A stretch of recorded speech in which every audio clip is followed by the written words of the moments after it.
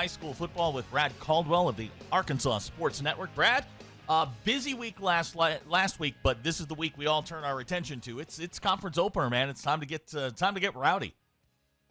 Yeah, coaches that I have talked to, they seem to be excited about it because, again, you're trying to figure out, you know, these non-conference games, not that they don't mean anything. They mean something, but really they're tune-ups, they're warm-ups. And now you're getting into the point where you're going to start positioning yourselves for postseason and different things of that nature. And, you know, I looked at the schedule this week, and I think that there's going to be some conference championships decided this week.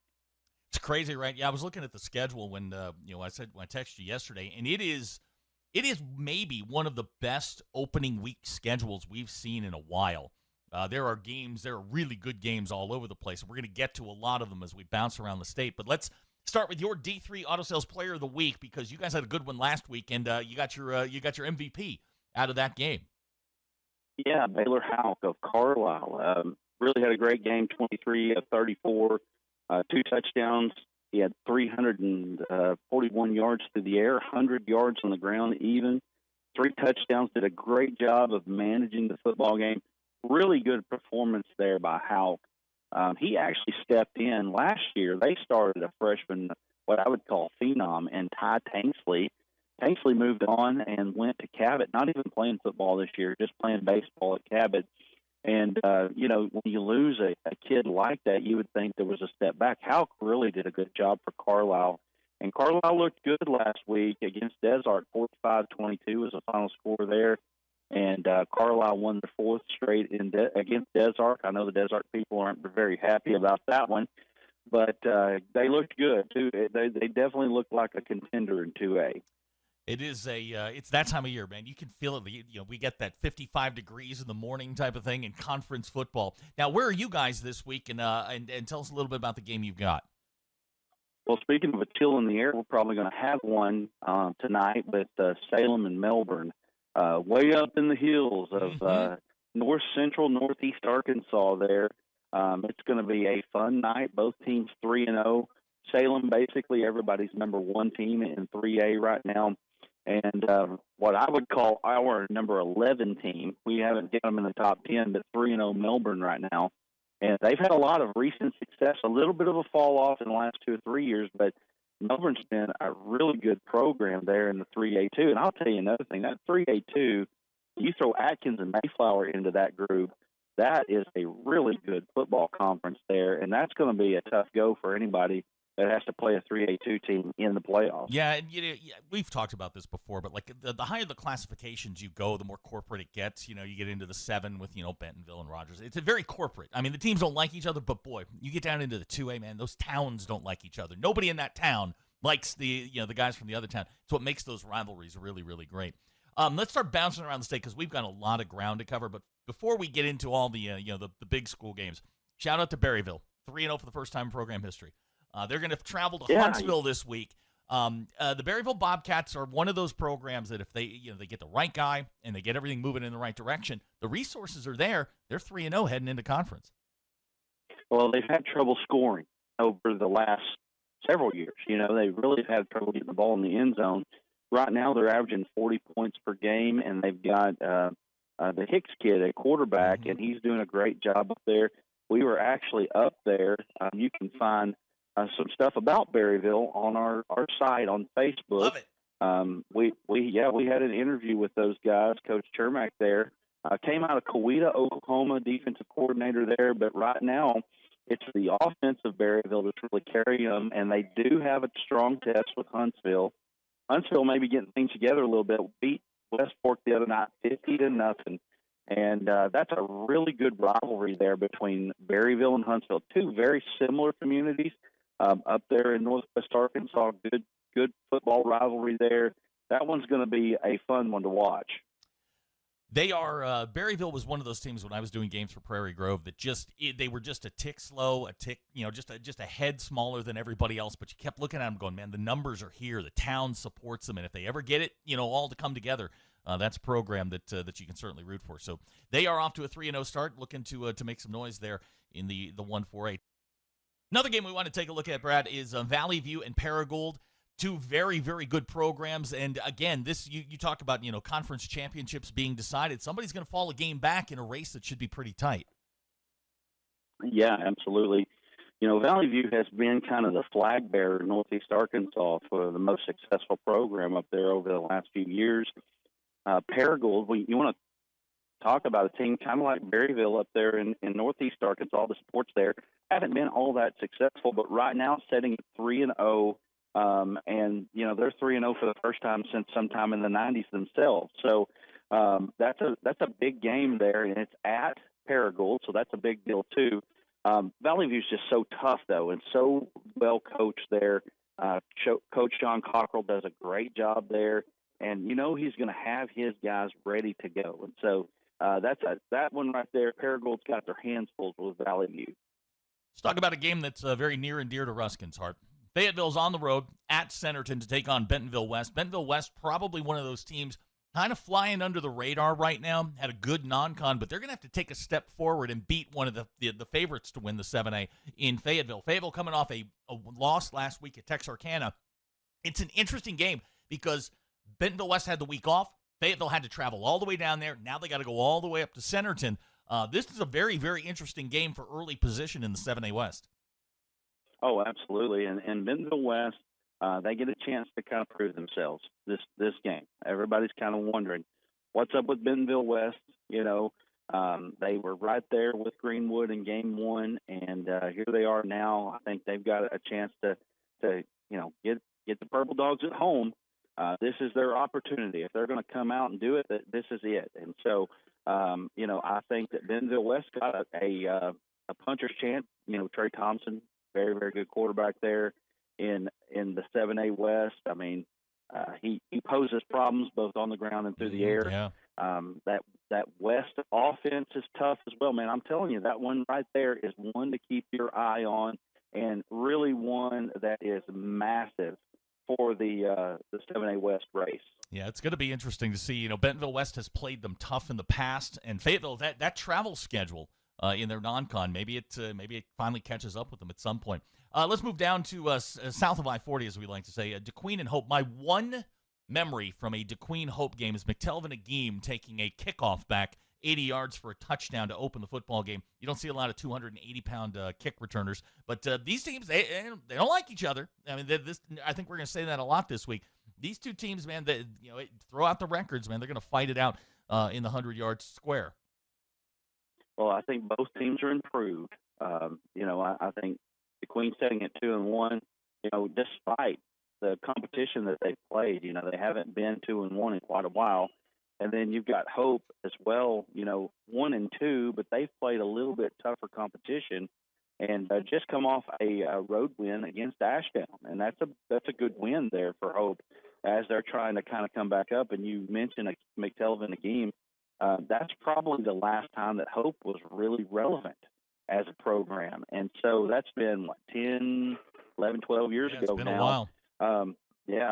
But Hope they've got a puncher's chance here. Trey Hogland is a big-time player there for Hope, a guy that really helped them last week in their win over Ashdown. Also another name to watch there, Trey Gomer there at Hope, big-time player there as well. So, it's a big game for both teams, another proving ground, and I think this is going to be the theme, really, when you talk about many of these games, proving ground games. How do you match up against the teams that you play? Team you're very familiar with, Desark. They're going to host Earl tonight. These, again, conference opening games, you tell me you've seen them up. I'm always big on I need to see you with my own eyes. I can watch film. I can, see scores, see stats. But it's real important to see a team and how they react when they finally get punched in the mouth. And, this should be a really, really good football game. Boy, Earl is really improved. And one of the things that about Earl, right off the bat, they're going to be fast. I mean, they are going to be quick. Teron Hurst is a kid right now, basketball stud, but also really good on the football field as well. He's one of those multi-purpose athletes, a guy that will catch, he'll throw, he'll run, he'll do a little bit of everything for that Earl team.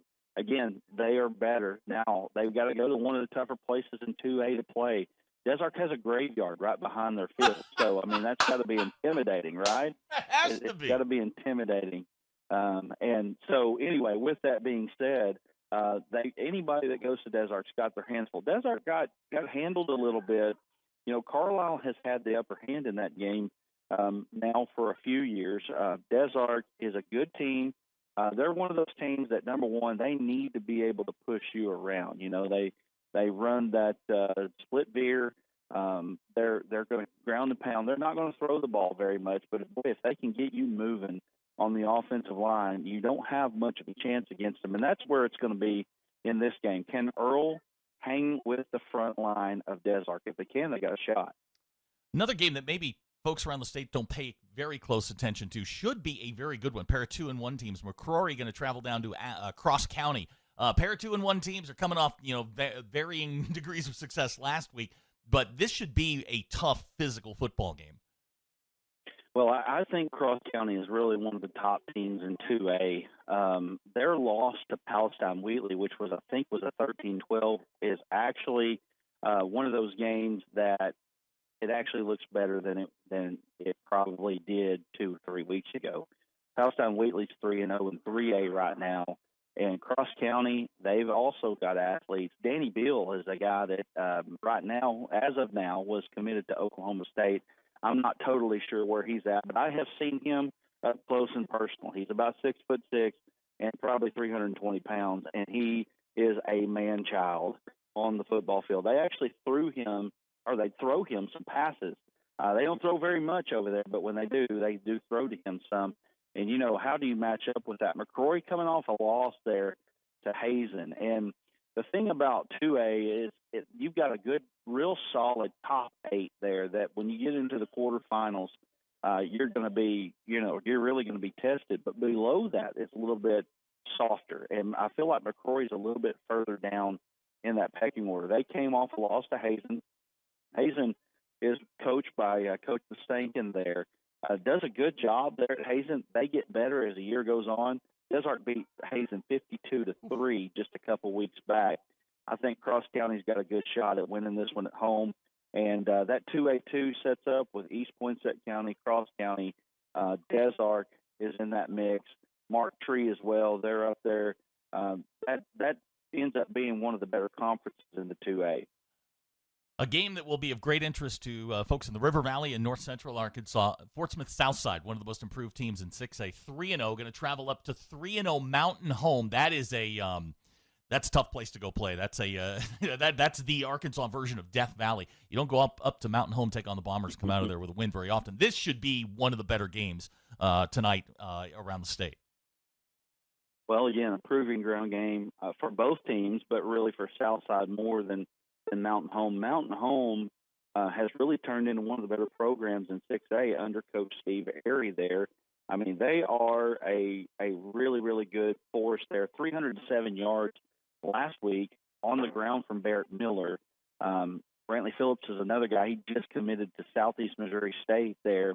They've got some talent up there, and since Airy has been up there, he's turned it around. And so you're right, it's quite a trip too. I mean, it's not like a hop and skip and a jump for Southside. Southside's better this year. They definitely are better. They're playing well this year, but boy, they're going to be tested. And not only are they going to be tested this week, but they've got Greenwood, they got Shiloh, both in the conference as well. An improved Siloam Springs team, Lake Hamilton. That conference is a very, very deep conference. And again, 2 3-0 teams. One of them's going to come out with an edge in the conference race after this week. We're going to talk about there's a little tilt between Greenwood and Shiloh that's on the docket. We've got some other games. Bentonville Harbor is going to be a good one in 7A. We'll talk about all of the games from around the state with Brad Caldwell from the Arkansas Sports Network.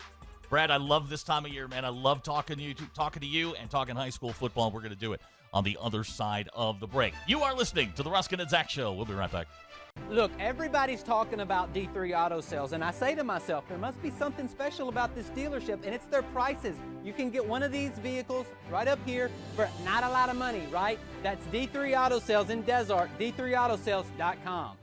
Continuing our conversation with Brad Caldwell, the Arkansas Sports Network. He's got a big one tonight. Brad, tell us about your game and where we can get you guys. Well, Salem and Melbourne, big-time matchup here in 3A. One of the best matchups in 3A for sure. We've got Salem as our number one team. Melbourne's right outside there of the top 10 for us. And right now, Salem has been dominant. This is a rivalry game, though, and there's a lot of buzz around this game tonight. It's going to be a really good one here. You can find it on YouTube just search the Arkansas Sports Network. We go live at about 6:20 with this segment right here, right. And then we play our pregame and then go right into the game kickoff there at 7 o'clock. Well, I am personally breaking a streak tonight. I have done every Springdale football game since 2015. I'm not going to be able to do tonight's Rogers Heritage game, so I don't want you to get nervous, but I'll be sitting on my couch watching you guys. Sounds good. There is a huge game in 6A. Shiloh and Greenwood going to get together. Titletown versus the Shiloh Saints. This, I think, has set up, I think people have been talking about this, aiming for this game. This is certainly the biggest game of the week. Let's talk about this one because this, should be very, very high scoring and should be a really competitive game. Well, this is very possibly one of the first two matchups between these two. Now, this is the third matchup in 2 years with them, and we could be heading right on to second matchup, or a fourth matchup in 2 years, I should say, there. And these two teams are, I feel like right now, head and shoulders above everybody else in the 6A. And, we feel like, has Greenwood come back to the pack a little bit? We're about to find out. Last year, Shiloh in this game this week really gave Greenwood all they wanted to. Now, Greenwood came back with a 61-35 victory over Shiloh in the state championship game. But when you consider that defense for Greenwood was so good and Shiloh was able to put up 35 on them in that game, that was a big deal. And that actually was a little bit better game than the score indicated. Greenwood's Greenwood, man. You're going to Smith Robinson Stadium there, and you got to try to win one. That is next to impossible. We've already talked about it more than once. 2014 was the last time they lost down there, yeah.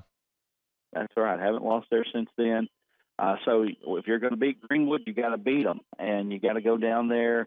Shiloh is game though; they're ready, and come off a victory last week, 72-0. Greenwood, they've had 2 weeks to prepare for this game, so anything in and out, they're going to be ready for Shiloh. I mean, it comes down to execution at the end of the day between these two teams. And like you said, this is probably the number one game in the state throughout. And it's going to be a great game.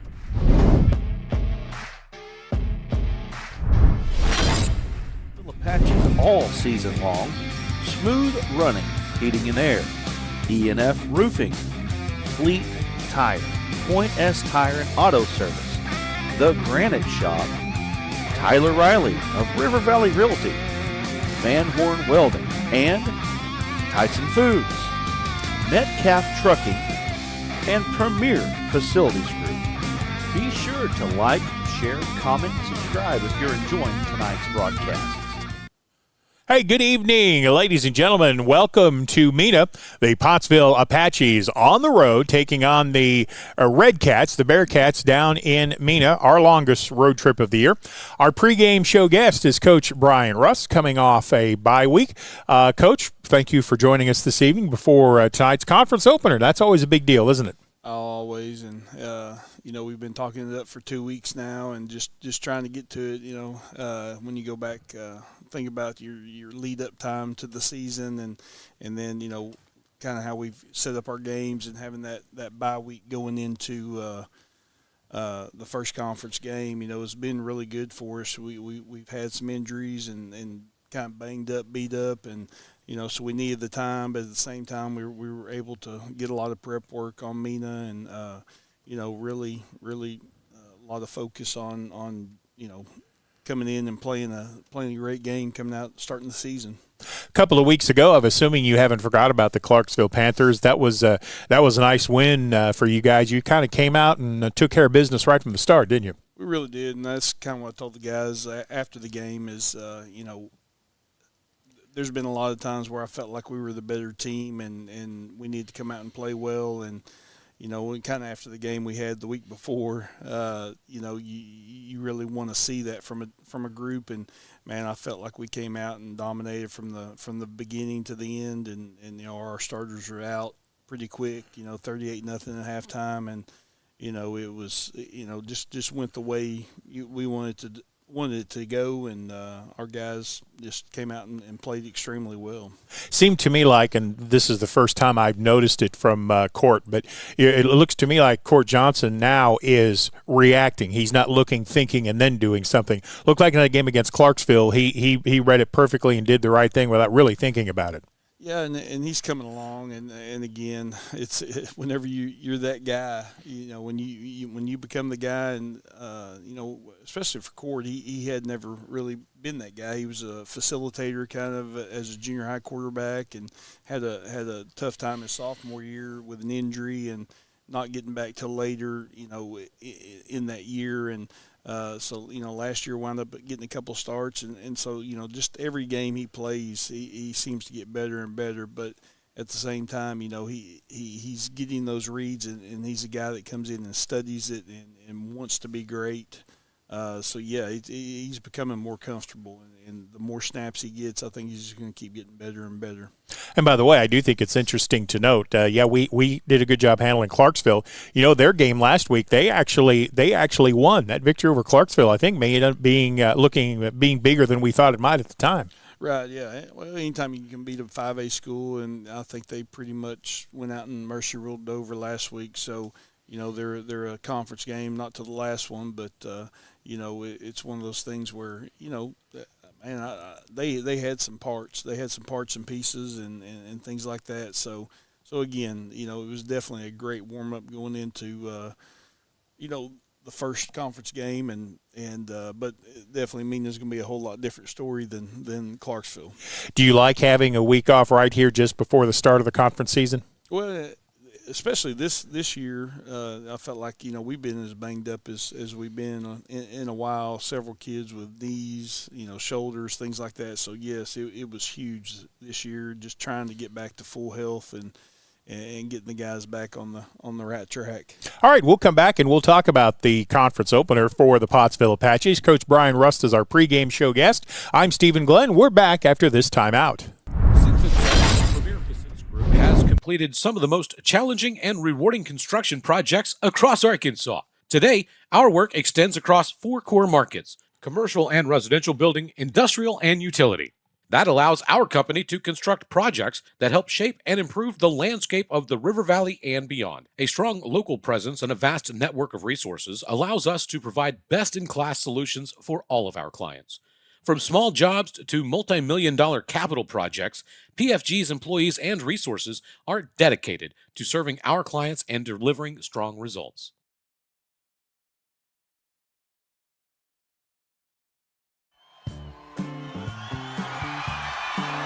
Just like the Apaches, I am here to help you score big. Regardless if you are buying or selling, I'll guide you every step of the way.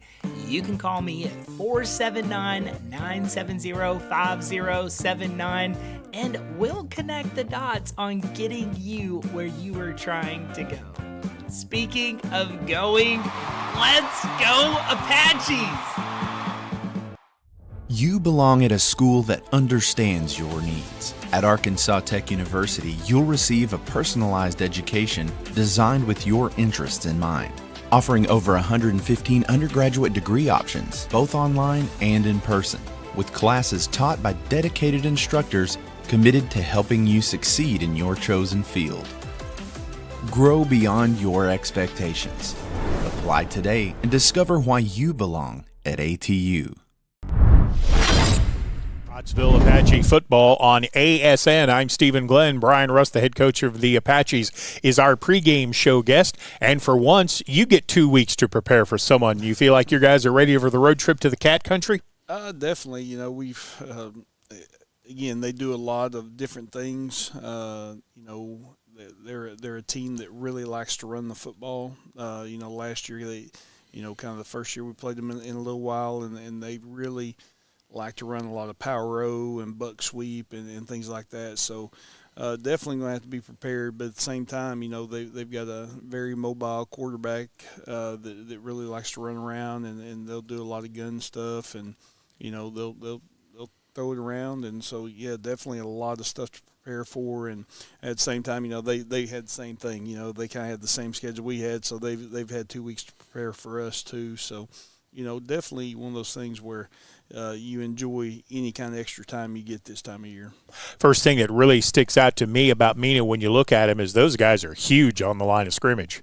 Yeah, they're huge across the board, and offensively they want to get on you and push you down the field and bully you around a little bit. So that's the kind of thing we've talked about this week, and we the last 2 weeks, and trying to get back to being extremely physical, because they want to come out. They're a team that likes to come out and be really, really hyped up and all that kind of stuff. And with a team like that, you can kind of watch them on film. Whenever stuff's going good, man, they just keep on going. So we really have to do a great job, especially on the road at their place, to disrupt momentum early. So we've got to come out and attack and have some good things happen for us to kind of slow them down a little bit or get them thinking a little bit that they're here to play. So everyone is going with conference action this week. Before the conference games, we knew Dardanelle would be pretty good. We thought Mena would be pretty good. Has anybody really stood out that you maybe didn't expect to be quite as good as they've shown? Really, right now, I just feel like from top to bottom, you feel like all the teams in the middle. You got Dardanelle sitting up top, number 2, 1 or 2 in the state, depending on what poll you're looking at. And then I feel like Clinton, is kind of that next tier, and then all of us together. I think we're all very similar, and just by looking at scores, you really haven't seen everybody play yet, but it looks like we're all could beat anybody on any given night. Speaking of scores, I'm not a big stat guy, but you can't help but notice that this Mena team, their defense, has given up 19 points. Not 19 points a game, 19 points total. They're really good. Where do you attack them? Well, they're extremely aggressive. Extremely aggressive. They like to get up the field and cause havoc in the backfield and really get after the quarterback. So, I think with a team like that, I think obviously you've got to screen them. You've got to, and what we do kind of gives that type of defense problems. So they're going to have to do some adjusting too. So whenever you run read option and things like that, that can really give a team like that some problems if they're in the wrong gap or they're upfield too far. So, we've kind of worked on some of that stuff this week as far as trying to make sure we're getting downhill quick, because if they fly upfield, we can get by them quickly. So, I think that's the biggest thing with a team like that. You've got to screen them, and you've got to, and throw the deep ball, because, they're going to be kind of sitting on some of our short passing stuff early. And so if you can get them deep one time, it kind of gets them thinking, hey, they can do different things. And so, that's going to be kind of the fill out period, I think, early in the game is trying to figure out exactly what they're going to try to do to stop us and how we can attack them from that point on. So I would think that would be a key for a Pottsville victory is how well we read what their defense is doing and react pretty quickly. That's right. That's going to be one of the keys. And obviously the other key with 12 turnovers in 3 games, and I think I said that going into the Charleston game, I really felt like we could play with those guys. But whenever you come out and you turn the ball over, 5 times. Yeah, I wasn't going to mention that. Right. Well, and it's one of those things, and obviously it's a focus and things that we've talked about and trying to shore up all that stuff, because, again, it's kind of the same thing I talked about with at quarterback. The more experience we get out there, the better we're going to be, and you can kind of see the progression. Last week, I think we had the 1 turnover, Court made kind of 1 bad throw, and but overall, I felt like our ball security was better, and again, that's huge. If you go on the road in a conference game against a conference opponent like we're going against, you cannot turn the ball over. You can't give the ball away. You got to protect possessions and really get down the field and put the ball in the end zone. Hey, you got to feel like Mena's defense is going to come out trying to chop at that football with your running backs, right? Oh, absolutely, yeah. They're going to go after it, and I would be too. All right, good night for the junior high last night as Mena came up here. How'd the Apaches look? Well, 7th grade, we took a tough loss. They had a kid that looked about like me out there running, and I know he's a lot faster than me, but we had a bigger beard. Yeah. We had trouble stopping him, and I don't know what they're growing up there in Mena, but I'm telling you, they were humongous in junior high and really talented looking group, and they came out and they were big, and they kind of drove the ball down on us on the first drive and got up on the 6-0, and then I think everybody and our kids responded and came out, shut them down, and wound up beating them 20-6, and just a great game. Enjoyed the heck out of that. All right, Coach Russ, thank you very much for your time before the ball game tonight. Have a safe trip to Mena. All right, appreciate you. All right, thank you. We appreciate it. We'll come back. Brother Jim Huffman will make it in, and we'll talk more Apache football on ASN after this timeout. The Arkansas Sports Network Basketball Classic tips off January 3rd in Clinton. Some of the state's best teams. One unforgettable day of hoops. Don't wait. Secure your seats now before they're gone. Get your tickets for the ASN Basketball Classic at facebook.com/ARSportsNetHS and ARSportsNet, or you can click the QR code at the bottom of the screen. During the Great Depression, nothing came easy. But with just 5 cents, an old truck, and a load of hay, John Tyson and his family found a way to deliver quality chicken to other hardworking people. Today, Tyson continues to find new ways to help put a chicken in every pot. Because people deserve farm-raised chicken of the highest quality. At Tyson, we remain committed to this simple promise: to always keep it real, to always keep it Tyson. Look, everybody's talking about D3 Auto Sales, and I say to myself, there must be something special about this dealership, and it's their prices. You can get one of these vehicles right up here for not a lot of money, right? That's D3 Auto Sales in Desark, d3autosales.com. Now live in Mena, Arkansas from Bearcat Stadium, Bob Carver Bearcat Stadium, home of the Red Cats, the Mena Bearcats of the Red Persuasion. Lots of red all around the football field tonight. Beautiful, gigantic American flag presented in one of the end zones by a local fire department in their ladder truck, and we appreciate the patriotic wishes from the Mena Bearcats. And tonight it is the conference opener for 4A for both of these teams. The Mena Bearcats come into this ball game undefeated. They have scored 105 points in 3 games this season and have only given up a total of 19. That's not 19 a game. That's a total of 19 points. So the Apache offense will have their work cut out for them. We now welcome in Jim Huffman to our microphones on the Arkansas Sports Network. And, Brother Jim, your thoughts tonight? Hey, 19 points in 3 games. You only give up 19 points in 3 games. I would say, I'm no prophet, but I can look at that and say somebody's playing some good defense, Steve. Yeah, proving once again that I have a firm grasp of the obvious.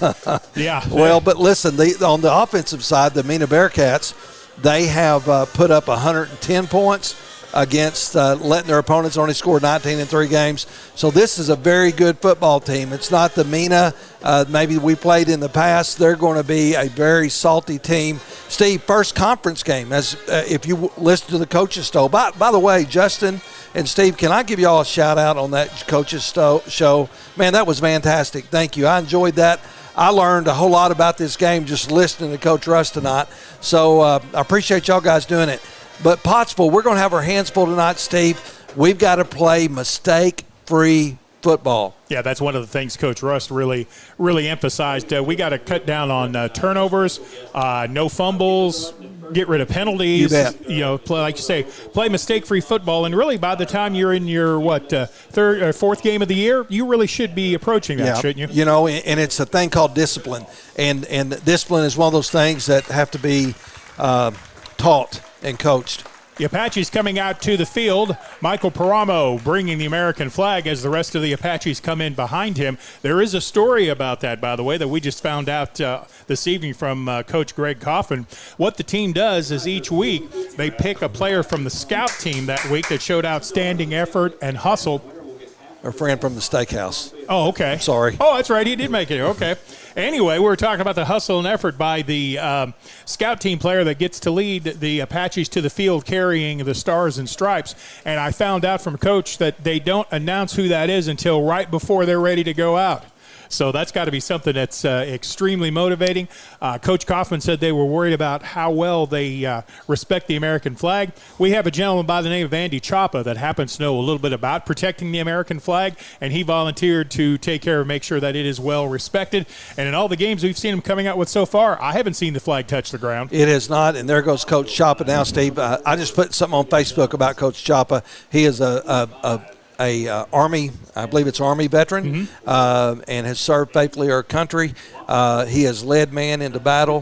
He is part of this team that's leading the Pottsville Apaches, not only in the game of football, but in the game of life. He is a strong witness in his faith, and I'm so thankful for men like Andy Chapa. Of course, he wouldn't be the man he is today without his precious wife, Miss Chapa, who is both of them are retired from the Pottsville School District, and we're so thankful for them. Yeah, Miss Chapa, longtime librarian, media specialist for the district. Yeah. Hey, Steve, we were talking about mistake-free football. I did not say steak-free football, and there's a reason why. Well, we enjoyed I'm glad we ordered the small. We got a small 10-ounce sirloin from a local establishment that we have been to before, and none of the three of us were able to eat the small. It was just so delicious.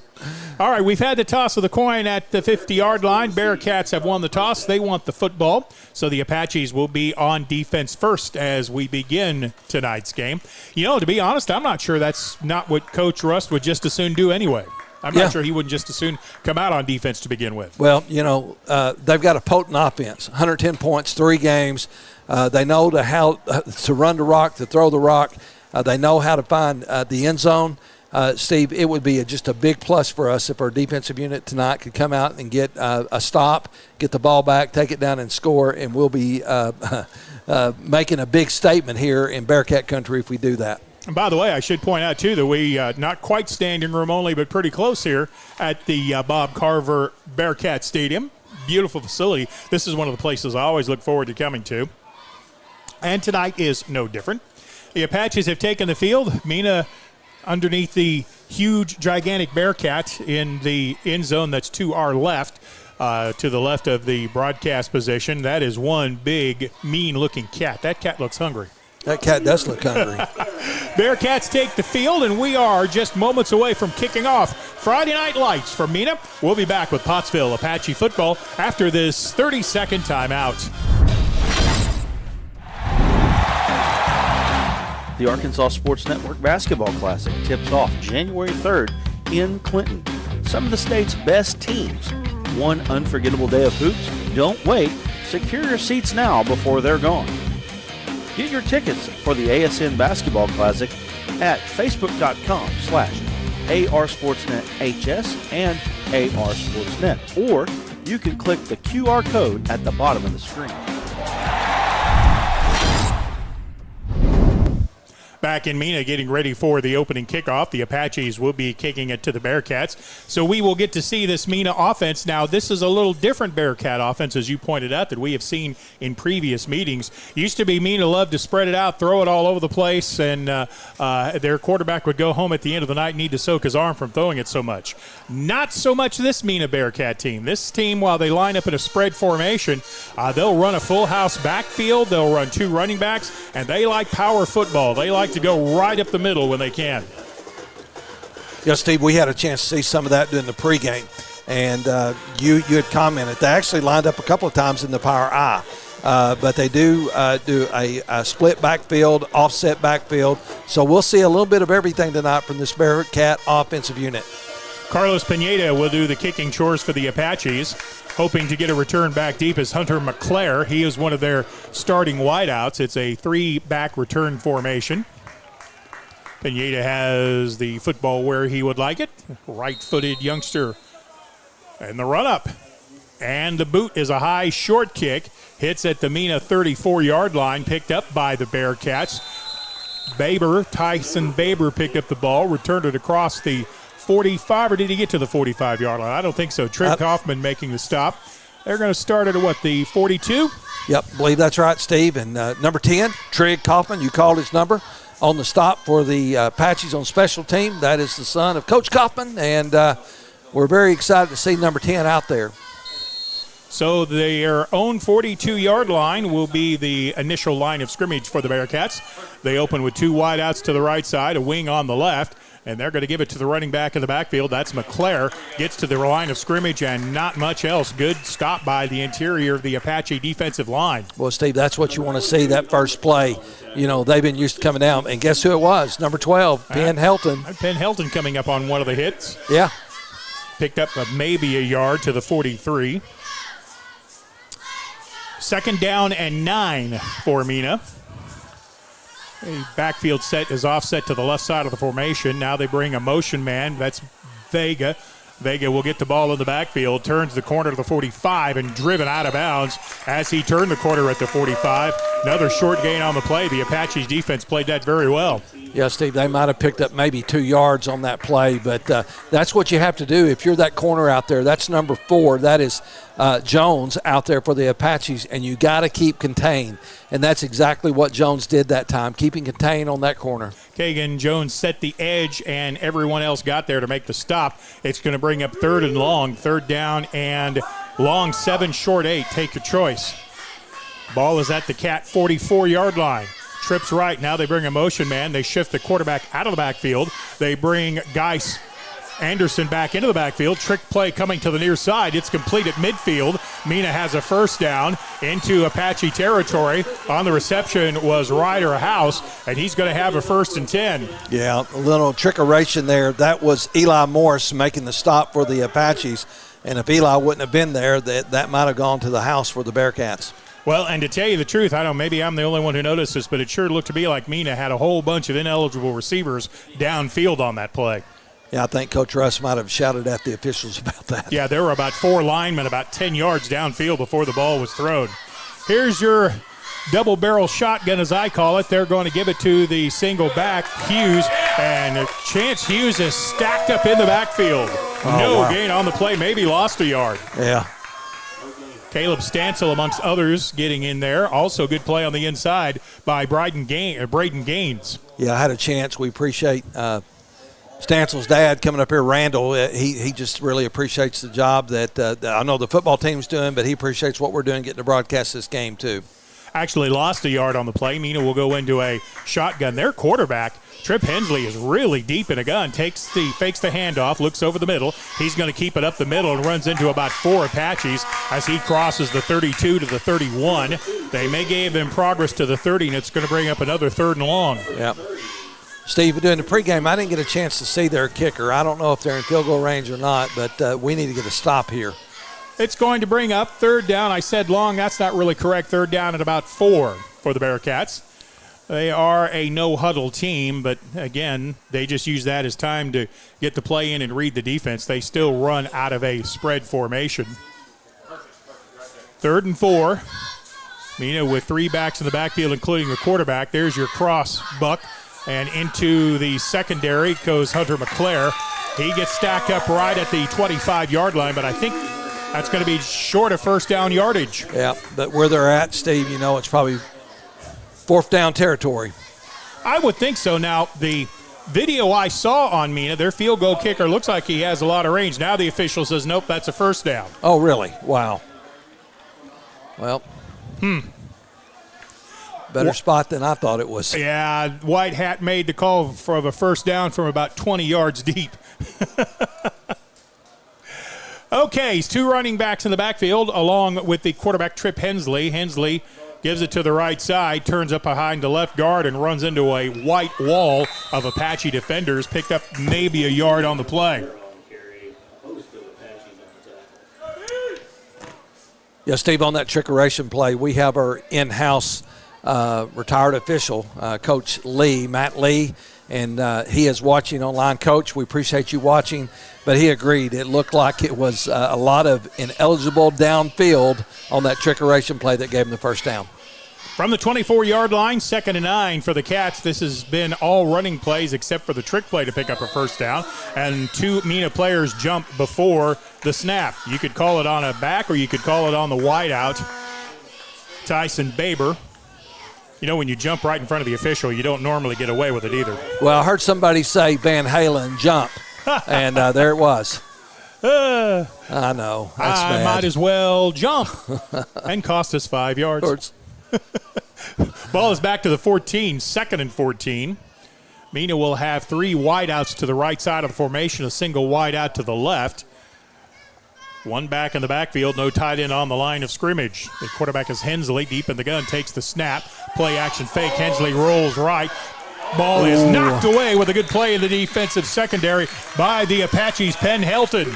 Yeah, number 12, man, getting them big Apache paws in the air and knocking the ball up. And Steve, we were very close to picking that one off on the old tip drill. Yep. Helton went up as high as he could get. He got 2 hands on it just barely, but could not pull it down. It'll be 3rd down and 14.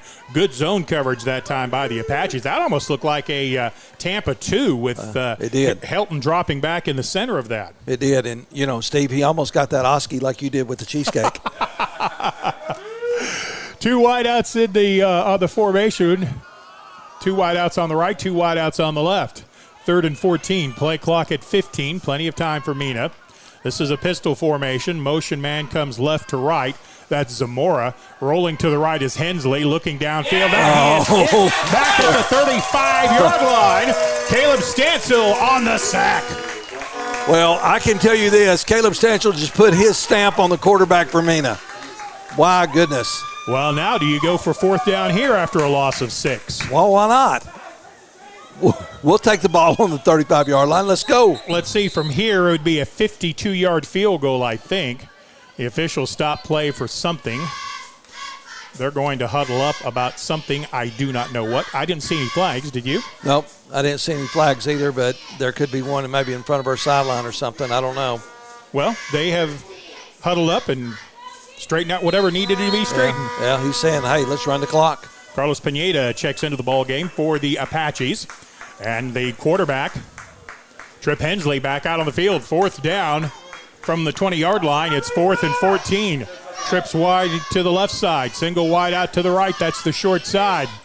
Pottsville shows blitz, steps back out of it. Now they're showing it again. Now they're going to drop way back and do a quick kick. Hensley gets the boot away to the left side.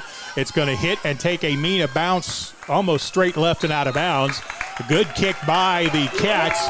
I think it'll be at about the 10-yard line for the Apache 1st and 10. Yeah, Steve, but that's good. That's exactly what we gave up a big play. Of course, there should have been a penalty on it, but we gave up a big play. But we did bend on defense. But I'm telling you what, we didn't break. We did exactly what we needed to do. Stop this potent offense, first drive, and now Pottsville's got the ball. Her offensive unit, man, we got to do something with it. Right at the 11-yard line is where the official on the far side of the field will mark it out of bounds. Luke Russ, the center, up, brings the offense to the line of scrimmage. Johnson in the backfield with 1 running back. Trips to the left. No wide out to the right side of the formation. Johnson with a quick handoff, running room. Across the 15 to the 17 to the 18-yard line is Caleb Stansel on the opening carry. Yeah, big fullback going up the middle, man. Good run there by Caleb Stansel. Going to mark him at the 18. So that'll be a pickup of 7, 2nd down and 3. Maybe a little shorter of 3. Those are the kind of plays you'd like to have the whole night on 1st down. 7 yards in a cloud of AstroTurf or field turf, whatever this stuff is. 2nd and 2. 2 backs in the backfield, flanking Johnson on each side. And Johnson will give it to the fullback straight ahead, and he has met right in the middle. Caleb Stansel, the ball carrier, and the entire Mena defense was there waiting him, stopping the play. I don't know if he got back to the line of scrimmage or not. I don't think he did. I think we lost a yard. Yeah. 3rd and 3. 3 yards in a cloud of dust is what we need, Steve. Yep. That play looked strange from the beginning. In fact, I'm a little surprised we didn't get flagged for false start. Looked like one of the men on the right side may have started a little too soon. 3rd down and 3. This is already a big play in this game. The Apaches would like to be able to get things out of the hole. Court Johnson, the quarterback, takes the snap. Gives it to the right side. 1st down yardage and more up the right sideline across the 35 to the 38-yard line. Ball carrier Caleb Stansel again. And that is a Pottsville Apache 1st down. Well, Steve, we needed that right there. We were 3rd down and 3, deep in our own territory, and, man, Caleb got us out of it. Good play call that time by Coach Jones. I call that a pickup of 17 for Caleb, and Pottsville has their initial first down of the ball game. 6:02 left to go in quarter number 1. Clock is stopped with first down. Now the Whitehead says, let's crank it up. Court Johnson in the backfield, pistol formation. And we're going to run to the left side across the 40, the 42 to the 43-yard line. Kind of a counter play by the Apache offense. Kagan Jones, I believe, was the ball carrier. They're going to stop him at the 44-yard line. Oh, excuse me, the 38-yard line, my bad. Pickup is 4 on the play. 2nd down and 6 for the Apaches. Kagan Jones comes wide to the left. He draws single coverage from Beck Vega. He does have help over the top in the cover 2 shell, so the Apaches are going to run it. Stancil again, crosses the 40, up the right hash to the 42 to the 43-yard line. He may have first down yardage. This is going to be close. Yeah, he's saying move it, Steve, first down. I'm not sure why that horn keeps blowing when Pottsville picks up first downs, but I kind of like it. Well, maybe they're telling us the burgers are ready, Steve. I don't know. Well, I don't know where I'd put one, though, after that steak. Me either. No score in the ball game. We have 5:03 to go in the first. The initial possession for the Apaches started back at their 11. They've got it to the 44 now, and they're going to give it to Jones. He's going to bounce it outside with the running room across midfield to the 45 to the 44-yard line. Jones picks up 11 and another Apache first down. A good run there by Keegan Jones that time. Picked up 11 yards to the 44. That is another first down for the Apaches. Yeah, that horn, I think that might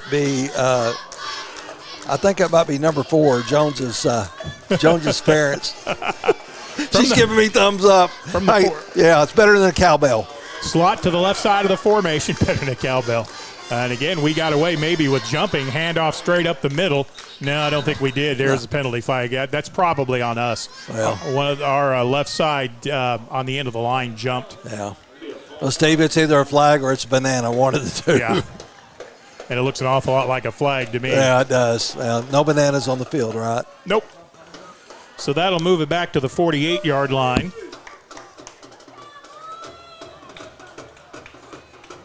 After the penalty. First penalty of the ball game on the Apaches. Yeah.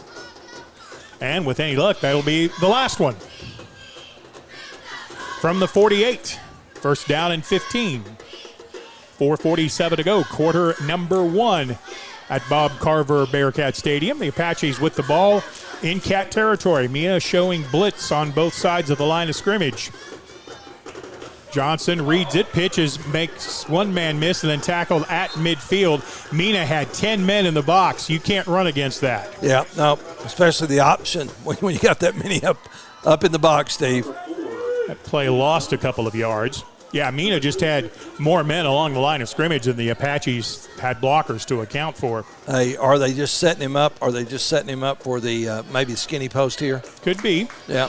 I think Connor Mitchell entered the ball game for the Apaches. Yeah, big number 30 in the game at fullback. 2nd and 13 from midfield. Noah Metcalf splits wide to the right. He is the only receiver in the formation. Offset eye for the Apaches. Court Johnson takes the snap, gives it to the fullback. He has some running room. Cross midfield to the 46, maybe the 45-yard line. Ball carrier was Caleb Stancil. It's going to bring up third down and a bunch, 3rd and 13.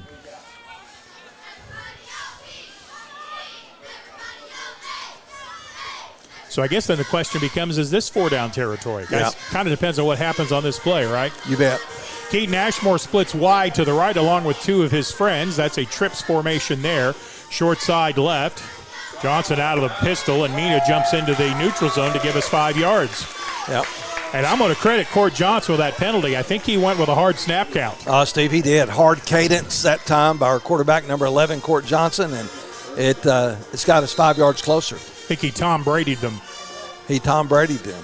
Brady was a master at that hard snap count. Well, he was, wasn't he? That deflated footballs, man, I'm telling you. I don't think we have any of those deflated footballs. Y'all quit talking bad about the GOAT. I know. Well, hey, he is the GOAT. Whatever it takes, right, Justin? Yep. Ball is on the left side, hash for the Apaches. It's now 3rd and 8. And I would say most definitely this is 4-down territory. Empty backfield for the Apaches. They'll have 5 in the formation. I wonder if we have a screen coming up, looking left all the way, and it was in and out of the hands of Kagan Jones. Pass was a little bit behind him, but that would have been a foot race to the end zone if he could have come up with it. Man, he was in stride. Like you said, it was just a step behind him. He almost came up with it anyway, Steve, but that's a good pass and good throw. Just fell incomplete. It was there. It was there. Timing might have been just a little bit off. Yep. And as we suspected, 4th and 8, Pottsville's going to go for it from the Mena 41-yard line. Too far for a field goal, and if you kick it out of the end zone, you don't really gain that much. Again, an empty back. Trips right, 1 wide out to the left. Johnson looks to the sideline. Now he's going to drop back in quick punt formation. Same thing Mena did, unless we fake it. Nope, he's going to kick it. And that's going to go out of the end zone, I think. Nope, good check. Oh, yeah. All right, what a good play by Keaton Ashmore hustling downfield. And if the Apache offense has done nothing else, they flip the field. Mena will take over 1st and 10 at their 5-yard line. Yeah, man. Great hustle that time by number 3, Ashmore. Ashmore got down there to down the ball. Good job by Court Johnson. Checked up like a pro golfer's 9-iron to the green. You know what I like about Keaton Ashmore? What do you like about Keaton Ashmore? Number one, he's a great athlete, but, man, the dude's got a mullet. I like a guy in a mullet. Man, it brings back a lot of memories, Steve. So the good thing the Apaches did on that possession is they started at their own 11. They moved the ball to Mena's side of the field, so you flip the field on a field possession game. And now the Cats start from their own 5-yard line. Well, they'll have a 1st and 10 with 3:10 to go in quarter number 1. Neither team has yet to find the end zone. So far, some serious smash-mouth football for Mena. Play clock down to 2. They do get the snap off, and the quarterback, I think, kept it. I think they had a mix-up on that play. That looked strange from the get-go. Quarterback falls forward across the 6, maybe to the 7-yard line. Or they go to spot it right back at the 5. Yeah, right at the 5-yard line. No gain on the play. I thought he might have fallen forward for a couple of yards, but he did not. 2:47 left to go in the first. Neither team has taken a real deep shot. The Apaches kind of did on their last pass attempt. Mena took a bit of a shot play, and they ran that trick play. Play clock down to 10, and Mena's still shifting players around. Now they've come set. Double-barrel shotgun. And the pass over the middle is going to be complete wide open at the 30, the 35, at the 40-yard line. There's your tight-end skinny post, complete to Geis Anderson. There is a penalty flag down on the play back at the 10-yard line. Yeah. I'm going to say it's probably a holding, Steve. Personal foul on Mena. So that will get called back. It'll be half the distance to the goal, and we will replay 2nd down. Yeah, for a tight end to get that open, usually there's some hanky-panky going on. Yeah. I'm glad the officials caught that. And that flag came out immediately. It was right back right at the line of scrimmage. So whatever happened, the official on the line saw it immediately. Now, where are they going to spot the ball? There they're moving. Okay. Should go back to about the 5, I would think. Between the 5 and the 6. Yeah. So 2nd down on the penalty.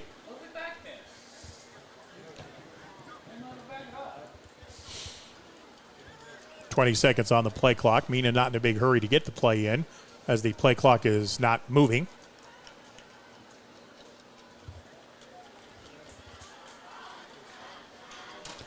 Coach Mitchell Powers of Mena wanted an explanation. That's what we were holding on. Now they roll the clock. 2nd down and 10 for Mena.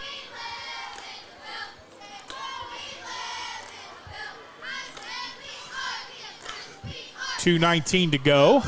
Quarterback gives it up the middle. That's Geis, the ball carrier. He gets across the 7 to the 18, or to the 14-yard line, I should say. It'll bring up third down and a couple. We need a stop here. Picked up about 8 on the play, third down and a couple of yards.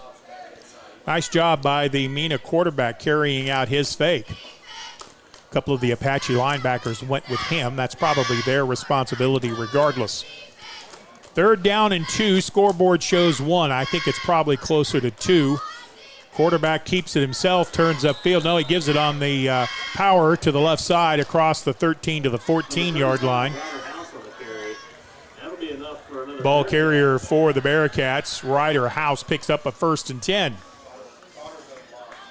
Put it at about the, where'd they spot that? At the 18-yard line? Or 23.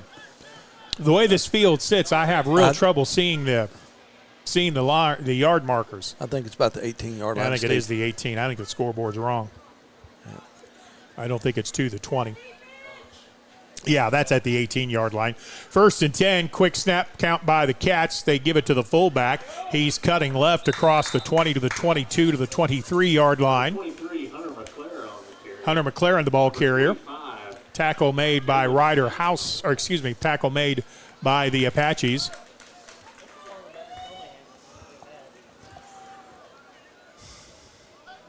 Pickup of 2 on the play. Let's call it pickup of 3, rather. 2nd and 7. From the 21-yard line. Trips right for Mena. No wide out to the left. Quarterback back to pass, looking left the whole way. He's under pressure, and he is going to be buried back at the 10-yard line. Relentless pressure by the Pottsville Apaches. Tyson Thacker coming up the middle. Got there, and he had help. Big sack for the Apaches. That's huge, Steve. Man, what a play. What a play. And I think that's going to bring the first quarter to a close. We've got about 15 seconds. I don't know if Mena's going to run a play or not. The ball is back on the 11-yard line. That's a loss of 10. So, yeah, Mena's just going to go to the sideline. We are at the end of quarter number 1. No score in this ball game. We'll be back with more of Mena and Pottsville after this 1-minute timeout. Isn't a home until you live a life there. I mean, home is those movie nights, they're the game days, they're the rush to school. It's really where the memories are made. And I have spent my entire adult life right here in the River Valley because I believe that this is the greatest area in the greatest state, and I'm blessed to help families put roots down here. I'm Tyler Riley with River Valley Realty, and whether you're buying or selling, let's do it together, and let's go Apaches. Supporting the Pottsville Apaches all season long, Smooth Running, Heating and Air, E&F Roofing, Fleet Tire, Point S Tire and Auto Service, The Granite Shop, Tyler Riley of River Valley Realty, Van Horn Welding, and Tyson Foods, Metcalf Trucking, and Premier Facilities Group. Be sure to like, share, comment, and subscribe if you're enjoying tonight's broadcast.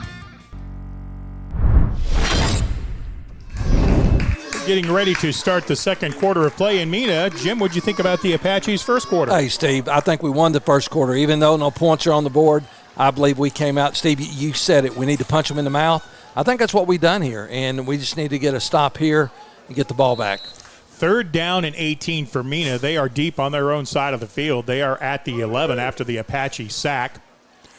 2 wideouts on each side of the formation. Quarterback Hensley back, looking over the middle, and he's going to have the ball incomplete at the 40-yard line.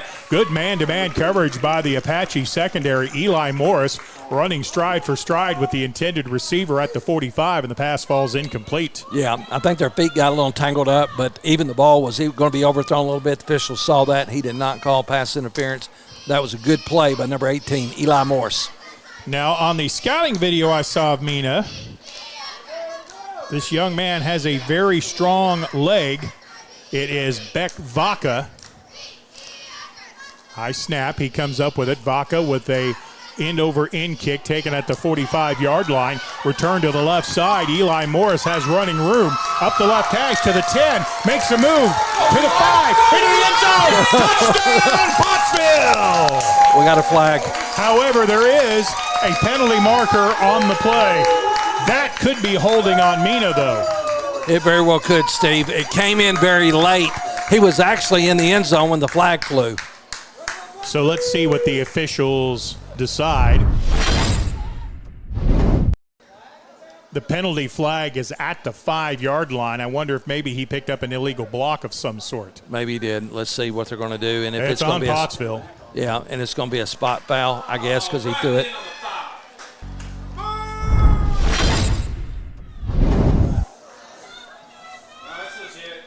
Well, let's see where they're going to – what was the call on the penalty? I think that's what he said. Yeah, I think so too. A spot foul, 10 yards, so we still – hey, listen, it was still a pretty good return even after the penalty, but the touchdown for Eli Morris is wiped off the board. Unfortunately, man, boy, that was a hustle play by number 18. So the Apaches will take over 1st and 10 at the Mena 15-yard line. Let's not get lost in the field possession battle that Pottsville is winning.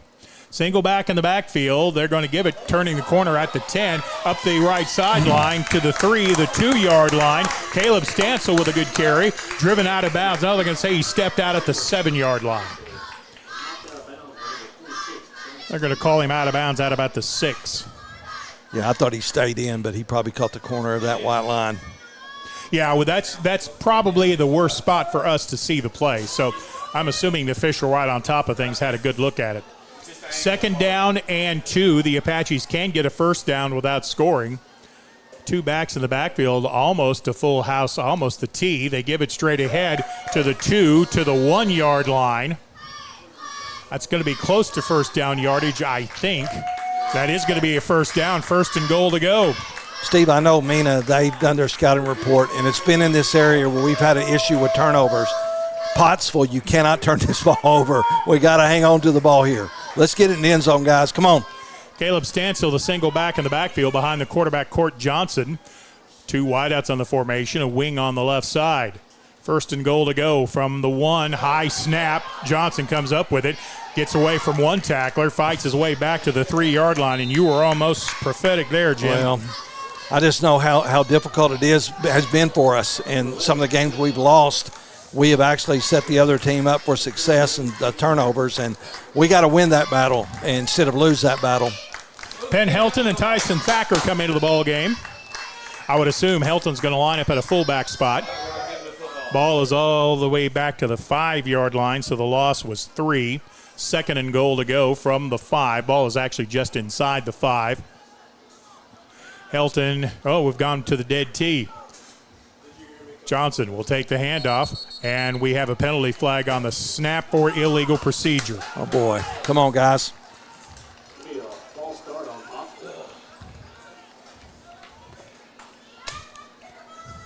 We've had some issues, and we've switched to that T, Brother Jim. Well, it's something, Steve, it used to be the thing that that's what we ran, the dead T. But we've changed some offense up. We don't run it all the time, but, man, we've got to get some things cleaned up on those just discipline penalties that we're having like that. Ball is at the 10-yard line, 2nd and goal to go. Single back in the backfield in a pistol formation. Court Johnson, handoff to the right side. Inside the 8 to the 7-yard line, the ball carrier Caleb Stansel. It's going to be 3rd down. Mark him out of bounds. Is it the 7 or the 8? 7, I think. Yeah, they're saying the ball's on the 7. Yep, 3rd and goal to go from the 7. Come on, Bearcat fans. Get on your feet. Pottsville has been very right-handed in their offense so far in this ball game. Wide out to the left side is Kagan Jones. He draws single coverage. Now Jones motions left to right. Jones gives it, loses it. Ball is loose on the ground, and Mena's going to recover it.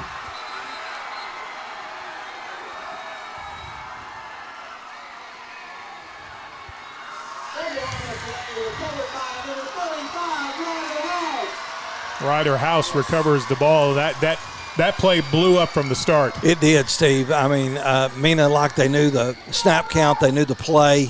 They were able to penetrate, get off their blocks, get back there, and blow that play up. And, man, we just, that's when one of those things that just kill us, especially inside the red zone this year. Our defense cannot lose stride here, Steve. We need to get the ball back. We need to hold them, and our offense has got to come out and help us out. Ball is at the 9-yard line. Bearcats take over. I wonder if they might try a shot downfield here. We will see. Their quarterback is Trip Hensley.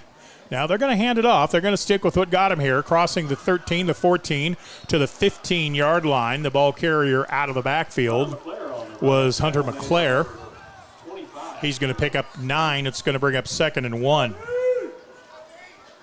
Ball should be at the 18-yard line. 2nd down and a yard. Mena takes the snap. They're going to hand it off again. Coming to the near side. 1st down yardage, but not much more than that. That time the ball carrier was Ryder House, and he'll have the 1st down.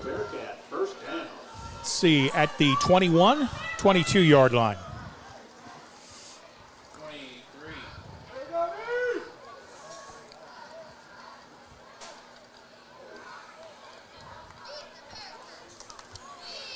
Well, that hurt. Penalty flag takes the touchdown off the board on the punt return, and then a fumble on the exchange. Ouch. 1st and 10 Mena from their 23-yard line out of the I formation. Hensley rolls to the right. Pass over the middle is going to be complete. That's to Geis Anderson. He's across the 30 to the 31-yard line. Good hit in the secondary of the Apaches. It just came about a step too late. Yep. Looks like he picked up another 1st down for the Bearcats. Yep. That's going to be at the 34-yard line, or the 33 rather, on the pass. 9:04 to go in the second quarter. Scoreless ball game. Buck sweep coming from left to right. Picking up 3 yards maybe. I believe that was Geis, the ball carrier. Oh, McClair, the ball carrier. I'm sorry. He's going to pick up about a yard to the 34. Number 54, Hayden Watchendorf. He was in there on the stop, and also with number 2, Kai Mahan, coming up from the safety position. Good play by Wachtendorf. He kind of clogged up where they wanted to run that Buck. 2nd down and 9. Mena, they are back at their own 34. Trips to the left side. They like to throw screens. Might see one here. Quarterback Hensley brings the motion man right to left. Now they're going to try a reverse. That's Beck Vega, and he's going to be hammered down. No, he gets away from one man at the 35, maybe to the 36-yard line. That's very short pickup, maybe 4 yards on the play. To the 37-yard line. 3rd down and 6. Pottsville actually defended that pretty well. Beck Vega got the ball on the flanker reverse, had some blocking in front of him, but the Apaches with good pursuit to track that down from the backside. 3rd and 7 for the Bearcats. They're on the far side hash, short side right. Another trick play coming, and this time the Apaches defend it very, very well. Ben Helton making the stop of Ryder House. That's going to be a loss of about 6 on the play. Yeah, and 4th down, Steve. Well, the Apache defense there saw that coming all the way. Well, they did. Somebody read their key perfectly. So it looks like Mena is going to punt. Don't know that I'd bet on it. Pottsville got a good return on the last boot. Now beware, that's a running back lined up short. Ryder House. Mena late getting a man into the formation. Play clock down to 10. Snap is fumbled. It's loose, and the Apaches are chasing the punter. That's Vega who gets hit back at the 16-yard line. It'll be Apache ball there, 1st and 10. Oh, you're talking about good field position, man. We needed a break, and that little fumble, that little bad snap to the punter, man, boy, what a great pursuit by the punt team that time, or the punt return team that time, getting back there and getting that quarter or getting the punter knocked down. So both teams have a turnover now, although I don't think that technically counts as a turnover. Yeah, we'll take it. 1st and 10 at the 26-yard line for the Apaches. We have 6:33 to go in the second quarter. The Apaches have spent most of this second quarter on the Mena side of the field. They need to put points on the board with this possession. From the left hash, Court Johnson looks right. His first pass is completed to Jones. Jones is double teamed, still fighting forward for yardage, though. I think he fell forward to about the 25. Yeah, to the 26. Maybe a gain of a yard on the play.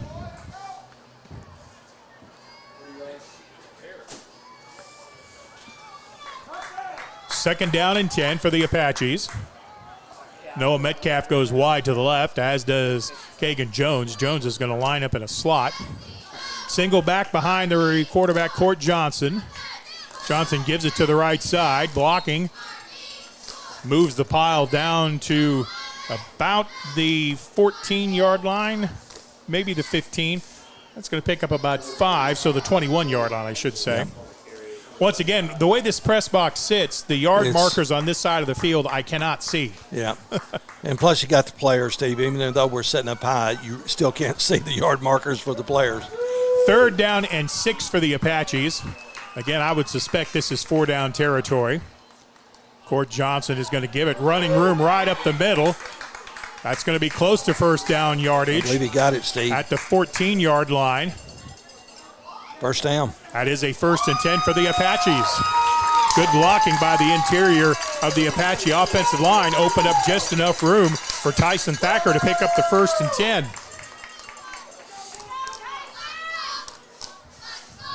Ball is now at the 16-yard line. 5:09 to go in the second quarter. One back in the backfield. A pistol formation. I think that's Thacker in the backfield. Court Johnson gives it, running behind the right guard and tackle inside the 10, down to the 5-yard line. Yeah, Thacker's giving them a thumping, Steve. Tyson Thacker, number 15. That was just straight power to the right side. And that's going to be a first down. You're going to spot the ball at the 5-yard line. 1st and goal to go. Punch it in here, guys. Come on, let's get the score. Let's get that TD. Tyson Thacker in the backfield with Court Johnson. They're going to give it to Thacker again. He goes to the right side, powering down to the goal line. Did he get into the end zone? He did not. Near side official puts his foot down right at the goal line. Pick up a 4.5. We'll just give it to 15 again. As I say, what do you want to bet they give it to Thacker going off the right side again? I'm telling you. If it works, don't fix it. That's right. That's right. Court Johnson in the pistol with Thacker behind him. Ball's on the right hash. 2nd and goal to go from the 1. Thacker to the left side. He is into the end zone. Touchdown, Pottsville. Just power football, Steve. Running downhill behind that big offensive line for the Apaches, and number 15 carrying the rock. That's officially a 1-yard touchdown run.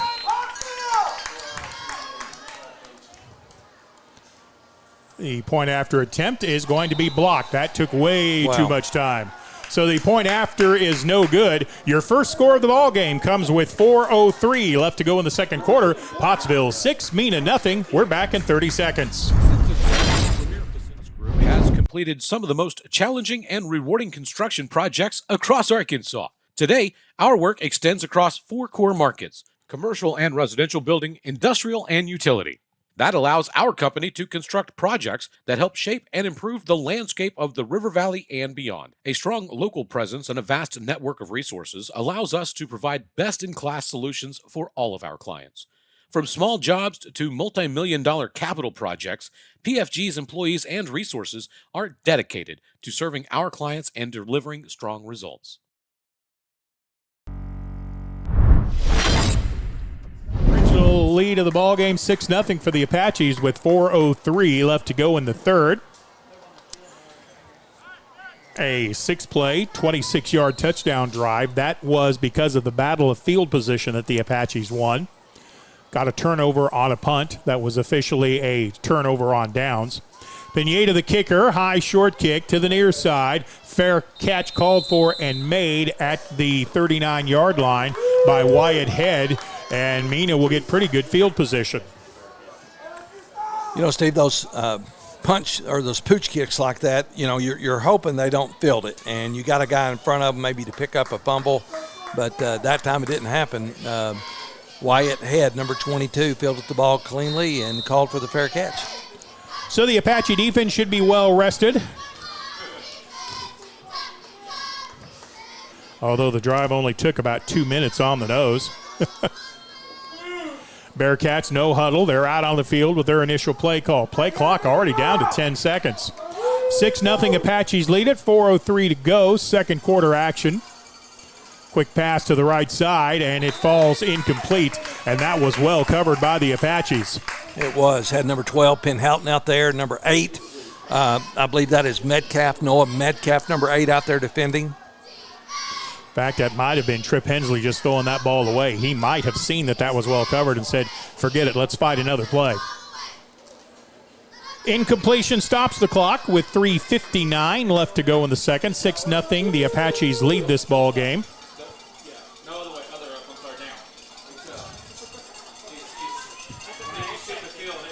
From the 39-yard line, give is to the fullback coming to the left across the 40, the 41 to the 42-yard line.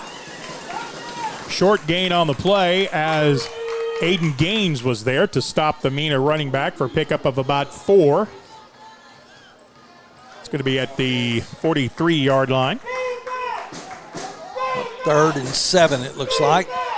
That's something the Apache defense has done very well in this ball game. They've had the Mena offense in fourth and difficult situations. Trip Hensley is the quarterback. The running back behind him is West. That's the first time we've seen him. No, it's not. I read the number wrong. Hensley rolls to the right, completion at midfield. Beck Vega has first down yardage to the Apache side of the field at the 45-yard line. Yeah, Vega that time, Steve, he just got behind the linebackers, found a soft spot, and set. And the quarterback hit him in just perfectly with the ball, picked up that first down. First and 10 for Mena. We'll be down under 3 minutes to go in the quarter by the time the ball is snapped here. Mena does not appear to be in a big hurry. They're at the Apache 46-yard line. Play clock is down under 14. Bladen West goes wide to the right. Trips to the left side. No tight end on the line of scrimmage. Trip Hensley has a motion man coming from right to left. They're going to throw a pass to the man coming in motion, and the Apaches make an initial hit, and then they let Hunter McClair get past him. He moves up the field to the 45 to the 40-yard line. I don't know how the Apaches didn't make the tackle on that play, but they did not. And it's going to be second down coming for Mena from the 40-yard line. Yeah, McClair just kept his balance that time, Steve, and he chose not to go down when he had that initial hit. Well, there were two Apaches there. One went in for the hit. The other one tried to grab the football. Second down and 6 from the 40-yard line. Trip Hensley, quarterback keeper over the right side, gets hit at the 35, spins down to the 34-yard line. I believe that was Caleb Stansel who will make the tackle. Yeah. I believe it's first down, Steve. That's going to be a 1st and 10 for the Cats at the 34-yard line.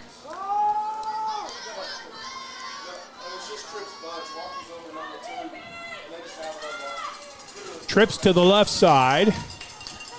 Hensley takes the snap. Pottsville coming on the blitz, and pass is complete. And as soon as the catch is made, the tackle is made by Kai Mahan.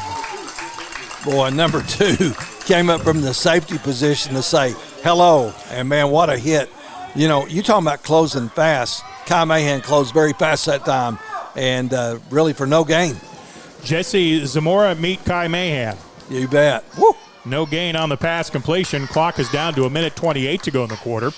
Pottsville leads it by a score of 6-0. Back to passes Hensley. Blitz coming up the middle again. Pass is going to be incomplete. The pressure that time got to the quarterback and made him throw it before he wanted to. Otherwise, he was going to have an open post route. Yeah. Number 23 for Mena, Steve. I think that was Hunter McClare again.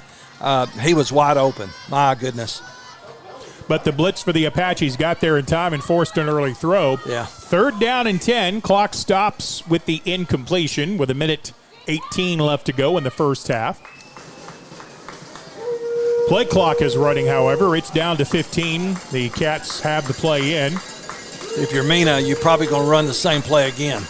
Hunter McClare, the single back in the backfield. Slot right, one wide out to the left. Hensley rolls to the right. He's under pressure. He gets rid of the ball. It's going to be complete. Fumble. The play. The ball is loose. Let's see who comes up with it. The Apaches signal they have it. Mena says we have it. I think the official's saying the Bearcats got it. Yep, Bearcat football. My goodness. Boy, it's opportunity there. But it's going to bring up 4th down. That's going to be short of first down yardage. Yeah. What, about 2, maybe 3? Yeah, 4th down and 3. I believe it's from the 27.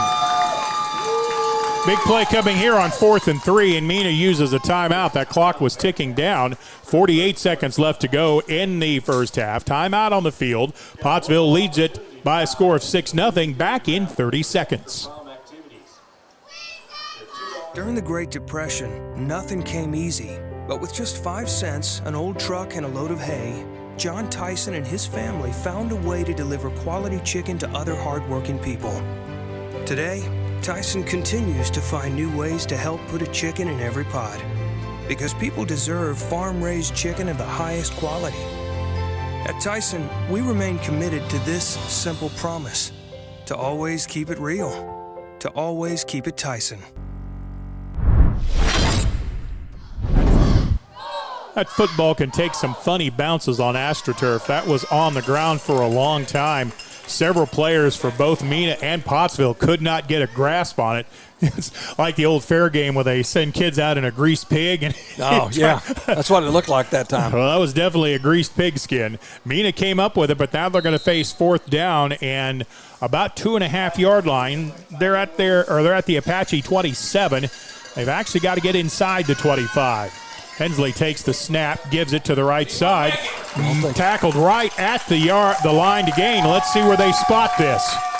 It's at the 25, and Pottsville says they have it. The guy in the white hat says Pottsville does too. There you go. Steve, I don't know if he fumbled or if he just didn't get it. Pottsville came up with the football, though. So was it a fumble recovery? I don't know. I couldn't. Justin might can help us with the replay.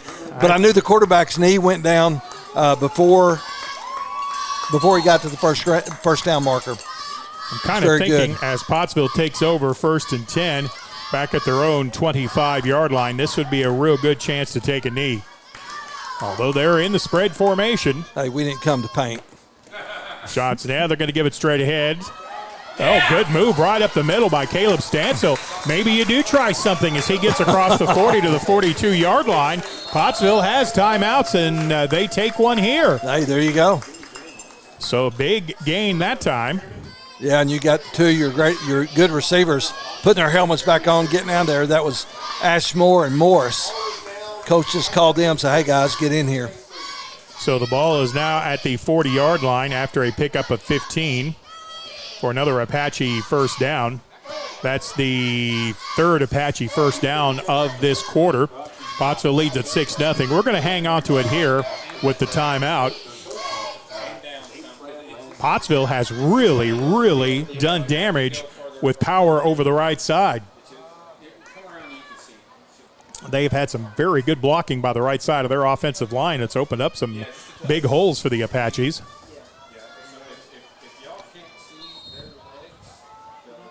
So the Apaches back on the field after the timeout. 2 wideouts on each side of the formation. Court Johnson is by himself in the backfield. 1st and 10. Johnson back to pass. Blitz coming. Pass is going to be incomplete. Ooh. Eli Morris unable to make the catch. It will be 2nd down.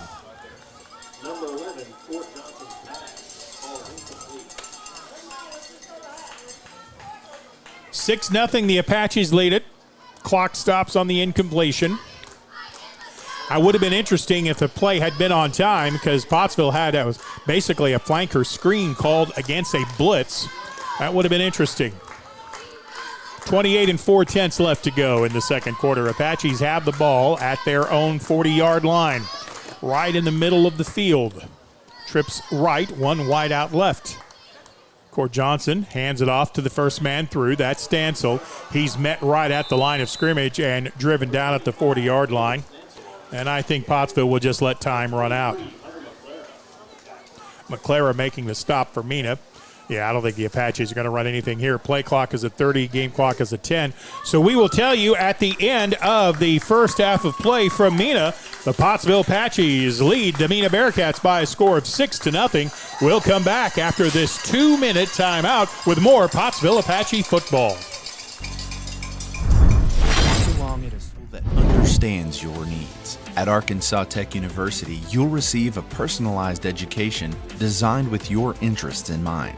Offering over 115 undergraduate degree options, both online and in person, with classes taught by dedicated instructors committed to helping you succeed in your chosen field. Grow beyond your expectations. Apply today and discover why you belong at ATU.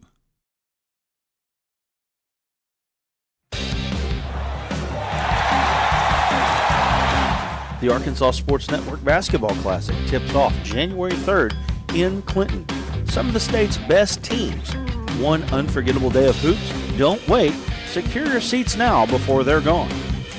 Get your tickets for the ASN Basketball Classic at facebook.com/ARSportsNetHS and ARSportsNet. Or you can click the QR code at the bottom of the screen. A house isn't a home until you live a life there. I mean, home is those movie nights, they're the game days, they're the rush to school. It's really where the memories are made. And I have spent my entire adult life right here in the River Valley because I believe that this is the greatest area in the greatest state, and I'm blessed to help families put roots down here. I'm Tyler Riley with River Valley Realty, and whether you're buying or selling, let's do it together, and let's go Apaches. Supporting the Pottsville Apaches all season long, Smooth Running, Heating and Air, E&F Roofing, Fleet Tire, Point S Tire and Auto Service, The Granite Shop, Tyler Riley of River Valley Realty, Van Horn Welding, and Tyson Foods, Metcalf Trucking, and Premier Facilities Group.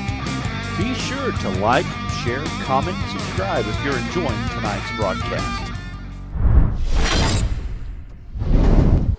Welcome back for halftime festivities at Bearcat Stadium. Stephen Glenn, Jim Huffman, Justin Smith, and a host of multitudes here bringing you Pottsville Apache football. And good news for the hometown Apache fans at the halftime break. Pottsville 6, Mena nothing. Yeah, 6-0 on the road, Steve. It could have been, I believe, maybe even 14-0. We had a couple of miscues, missed a PAT, point after touchdown.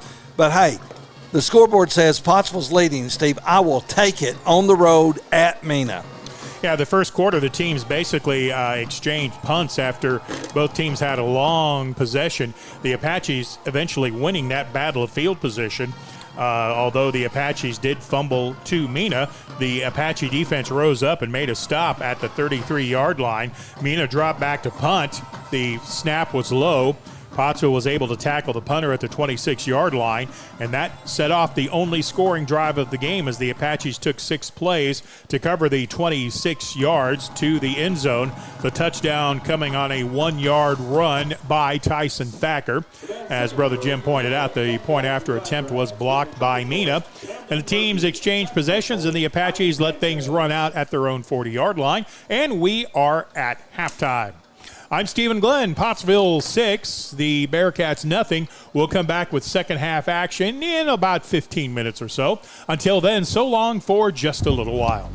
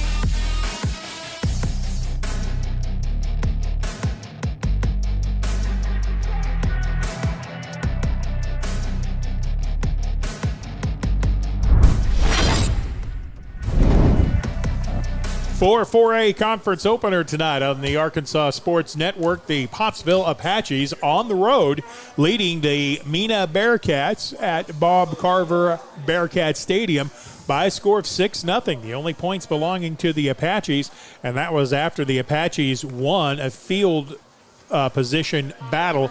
They got the ball deep in Mena territory after tackling the punter when the snap was bad. That doesn't really count as a turnover, but it probably should.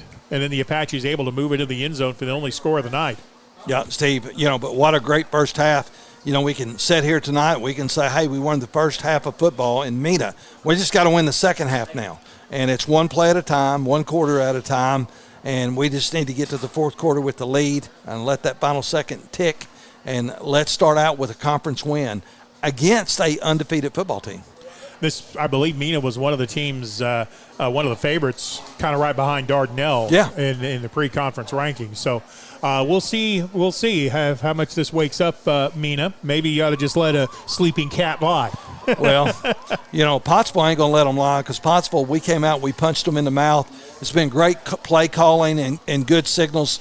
We got a couple of our coaches up here. We really appreciate those guys tonight. But a lot of great play calling and some good things, and we just got to execute. Hang on to the football. We got to do that. But we get those cleaned up, man, I'm telling you, Steve, I believe we can walk out of here with a big W tonight. I think this first possession where Pottsville will get the ball, assuming Mena doesn't try an onside kick, you never know. Yeah. But assuming Pottsville gets the ball to begin quarter number 3, I think this is a critical drive. If you could score here and go up a couple of touchdowns, maybe you can kind of help Mena push the panic button a little bit. Well, get them out of rhythm, get them out of their game plan, get them rushing, because, Steve, they scored 110, first 3 games, 110 points to 19.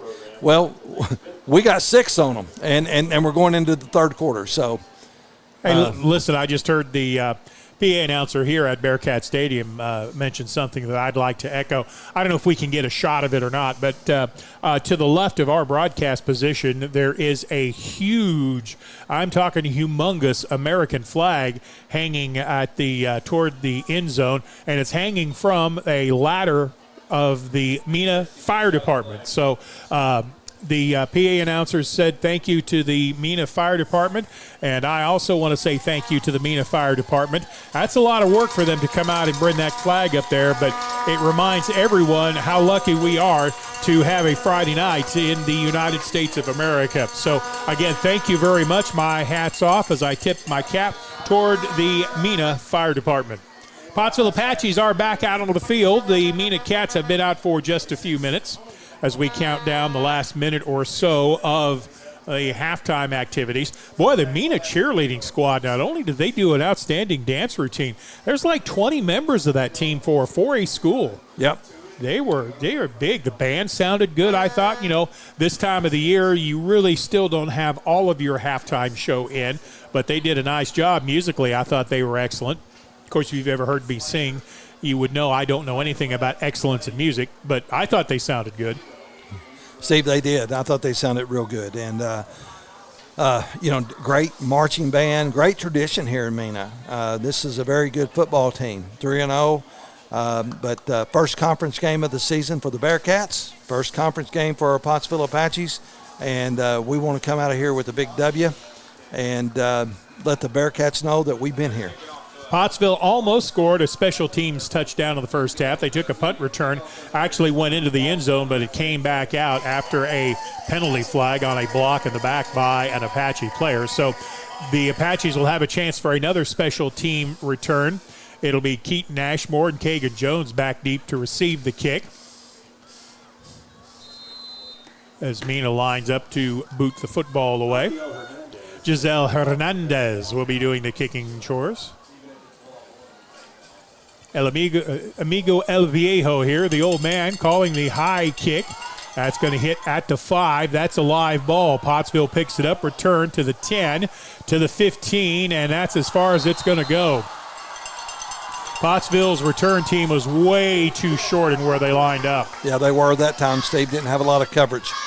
Steve, at halftime, I do want to give a shout-out to one of the former Pottsville Apaches, a Pottsville alumni, state wrestling champion, great football player, wore number 5, Trip Price, we had a chance to talk to your mom at halftime, and I asked about you, buddy. Man, go Eagles up at Williams Baptist College. That's my old alma mater, Trip. So if you're listening, man, I just want to tell you, man, we miss you. But, brother, we're praying for you. We're proud of you. And go Eagles and go Eagle Wrestling Team. Pottsville 1st and 10. They will start at their own 14-yard line, working left to right in the third quarter. And the give is going to be to Kagan Jones. He's following, blocking across the 10, up the left hash to the 11 or the 12-yard line.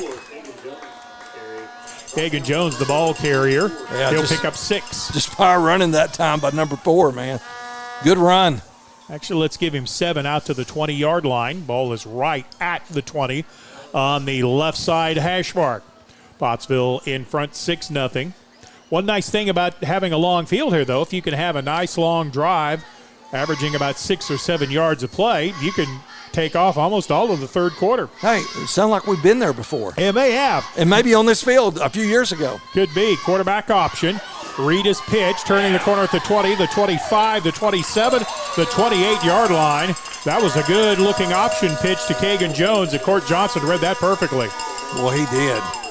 Good read, good pitch, good catch, good run by number 4, Jones. First down for the Apaches, 1st and 10. And if you hear the horn, they got the horn back. She actually dropped it when they called the punt return back, but Mama Jones has got the horn back. 1st and 10 Apaches. They are at their own 28-yard line. Again, power football to the left side. Running room across the 30, the 35. And another first down for the Pottsville Apaches out of the running game. Caleb Stansel, the ball carrier. Yeah, and I agree with the coaches up here with us, Steve. I thought they grabbed his face mask, but they didn't throw a flag. So another first down for the Apaches. They're out to the 40-yard line, and they are just grinding the ball out. 2 wideouts to the left side of the formation, and the tight end on that side as well. Short side right, 1st and 10 from the 40-yard line. There it is. Quick pass is in and out of the hands of Weston Poole. And if he catches that, it's a foot race to the end zone. That was the tight end skinny post that I love so much, and as I heard you say, it was there. It was there, brother. It was there. Love the call. Well, when you're picking up 7 yards running the ball behind your offensive line, you can afford to take a shot here and there, right? You sure can. It actually sets it up for you. Noah Metcalf goes wide to the left. Wing on the left side of the formation. They're going to run a wing back reverse at the 40, cutting outside of the 45 to the 46-yard line. Kagan Jones, the ball carrier, driven out of bounds on the near side by Beck Vega, but that's going to pick up about 6 on the play. Call it 3rd and 4 coming. Again, I suspicion this might be 4-down territory. Of course, it depends on what happens on this play. Yeah, Steve, I think you're right there. We need to pick up at least half of it or part of it or just all of it. Noah Metcalf splits wide to the left. They wouldn't take a shot here, would they? One back in the backfield behind Court Johnson. He takes the snap. A give, turning the corner, first down at midfield, and onto the Mena side of the field is Caleb Stansel up the left hash mark for another Apache first down. Good run by number 25, Stansel. I had a chance to talk to his dad at halftime, and I said, hey, brother, number 25 is running good. He said, yeah, we just got to keep it up. Well, that time he did. This is a pretty good running back combination between Caleb Stansel and Tyson Thacker and Kagan Jones. 1st and 10, Apaches at the Mena 46 from the left hash. Option right, toss it to the running back, turns it upfield at the hash, gets inside the 45 to the 44 to the 43-yard line. Ball carrier was once again Caleb Stansel. That's going to pick up 4 yards and bring up 2nd and 6. Yeah, somebody that, Steve, that I love as a son. He was part of a pretty good running back connection, too, along with my son, Will Bodroska and Jonathan Huffman, man. They were a powerhouse, too. Yeah, they were. Ball is inside the 43, just short of the 42. 2nd down, and let's call it 6. Noah Metcalf splits out wide left. He's not on the line of scrimmage. Wing on the right side. They're going to have another wing back reverse. crossing the 40 to the 39. Kagan Jones to the 38-yard line, where he is stacked up by a herd of cats. And that looked like a rugby play, Steve. Well, it did look like a rugby scrum, didn't it? It did. Wyatt Reed with the initial stop, but again, that's 4 yards to the 48-yard line. Or, excuse me, to the 39-yard line.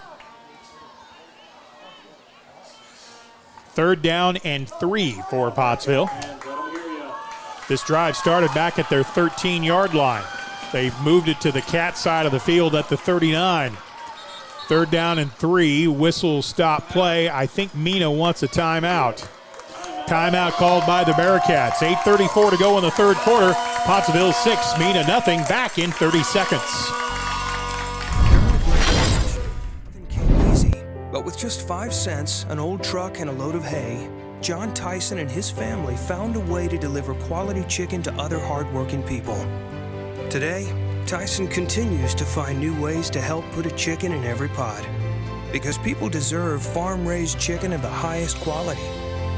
At Tyson, we remain committed to this simple promise: to always keep it real, to always keep it Tyson. 6-0 Apaches, 3rd down and 3. Mitchell Powers took a timeout there for Mena. I like the timeout. He wanted to give his defense a chance to rest a little bit, and I don't know if he's made some adjustments or not. Even if he did, I wouldn't know enough about football to tell you. But I can tell you it's 3rd down and 3. Tyson Thacker lines up at the wing on the right side. There is no running back. Yeah, there is. There's one running back. He's coming left to right.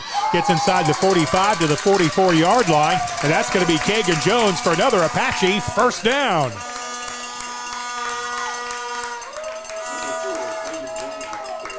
Yeah, good downhill running, and that spin at the end of it, Steve, gave Kagan enough room for that touch or for that 1st down.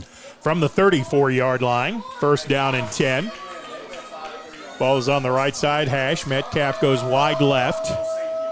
And again, they line up Tyson Thacker at a wing, single back behind Court Johnson, actually right beside him in the shotgun. Now they bring a man in motion. Johnson reads keeper right up the left hash. He's across the 30 to the 29, maybe the 28-yard line, and they're going to mark him right at, where they mark him at, the 25, just short of the 25. That's going to bring up a pickup of 8, 2nd down and 2. Steve, I'm going to tell you, we're winning the battle in the trenches.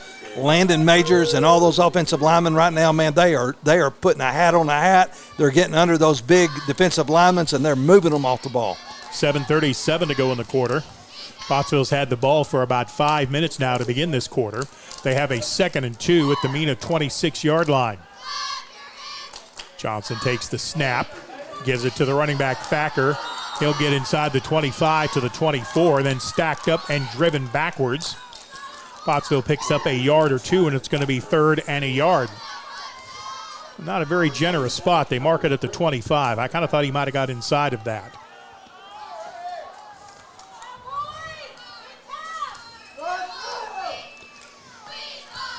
3rd down and less than a yard. Ball is at the 25. They've got to get it near the 24. 2 wideouts, one on each side of the formation. Single back behind Court Johnson. Quarterback takes the snap, handoff straight ahead. 1st down, Pottsville running fullback dive. Thacker for the 1st and 10. Yeah, Tyson Thacker giving a thumping again, Steve. And when we got down here before, it was handoff to number 15, Thacker. And I'm telling you, man, that guy right there is a hoss. Thacker picked up 3 on the play. That's good enough for an Apache 1st down at the Mena 22-yard line. By the time this play is finished, there'll be less than 6 minutes remaining. We will have officially taken half of the 3rd quarter on this drive. At the Mena 22-yard line, the work isn't done yet. We're going to give it to the fullback, cuts inside the right tackle, gets pushed forward with pretty good blocking. The referee let him play. Let's see where they give him to on the spot. Now they're going to spot him back at the 20-yard line. Stance of the ball carrier will pick up 2. 2nd down and 8. Pottsville leading this game 6-0. They have the only touchdown of the game. Court Johnson has the play from the sideline. Pottsville has run the ball on every down except one where they tried to hit the tight end skinny post. What's coming at 2nd and 8 from the Mena 20? Johnson takes the snap, hand it to the right side. Stancil with running room, cuts free at the 10, inside to the 9. There's a penalty flag on the play. That's probably going to be a face mask on Mena. Yeah, Steve, it is, and it's not the 5-yard variety either. Well, it's going to end up being 5 yards, I think. The flag is right at the 10-yard line, so it'll be half the distance to the goal. Yeah. So you give Stancil a carry of 10 yards down to the 10. That's another Apache first down. And then the penalty will move it down to the 5-yard line. In fact, where are they going to spot this? Now, you're right. At the 5. At the 5, yep. It sure did. First and goal to go from the 5-yard line. Yeah, just inside the 5, Steve. 15th play of the drive. Johnson with Kagan Jones in the backfield on his right. Single back on the left side. Johnson takes the snap, gives it to Jones. Counter play to the 2, to the 1, to the end zone. Touchdown, Pottsville!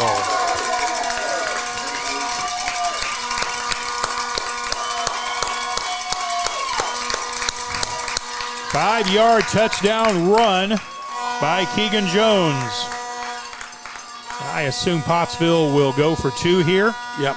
That's what Coach Jones just sent in the play, Steve. Of course, we don't know what it's going to be, but I'm saying Thacker. Well, they're going to line up in the dead T. Penn Helton on the left side of the formation.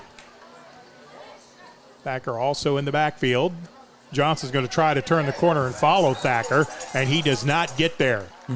So the 2-point conversion fails, but with 5:07 remaining in the second quarter, the Apaches now lead this game by a score of 12-0, back in 30 seconds.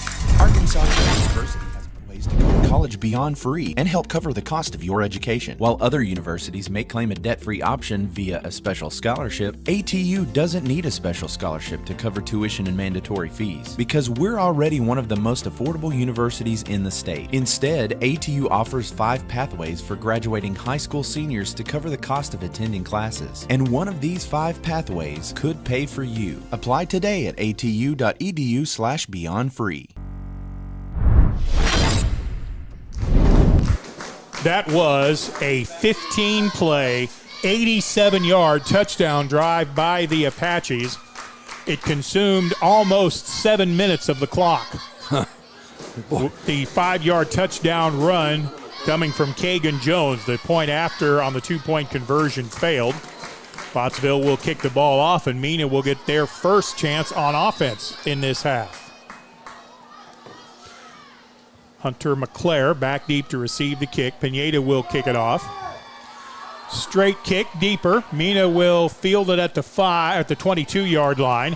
Fielded by Baber, and Baber is met at the 25. Goes backwards. Now he's going to be tackled at the 24-yard line. Good special teams coverage by the Apaches. Trig Kaufman, amongst others, was there. Ashton Sellers also with a good play. Steve, I think number big 51, too, for the Apaches. I want to call that young man's number. Was that Brandon Martinez? Yeah. Brandon Martinez got down the field well. Yeah, good job by Martinez, man. So Mena will take the ball over at their 24-yard line, 1st and 10, with 4:58 to go in the third.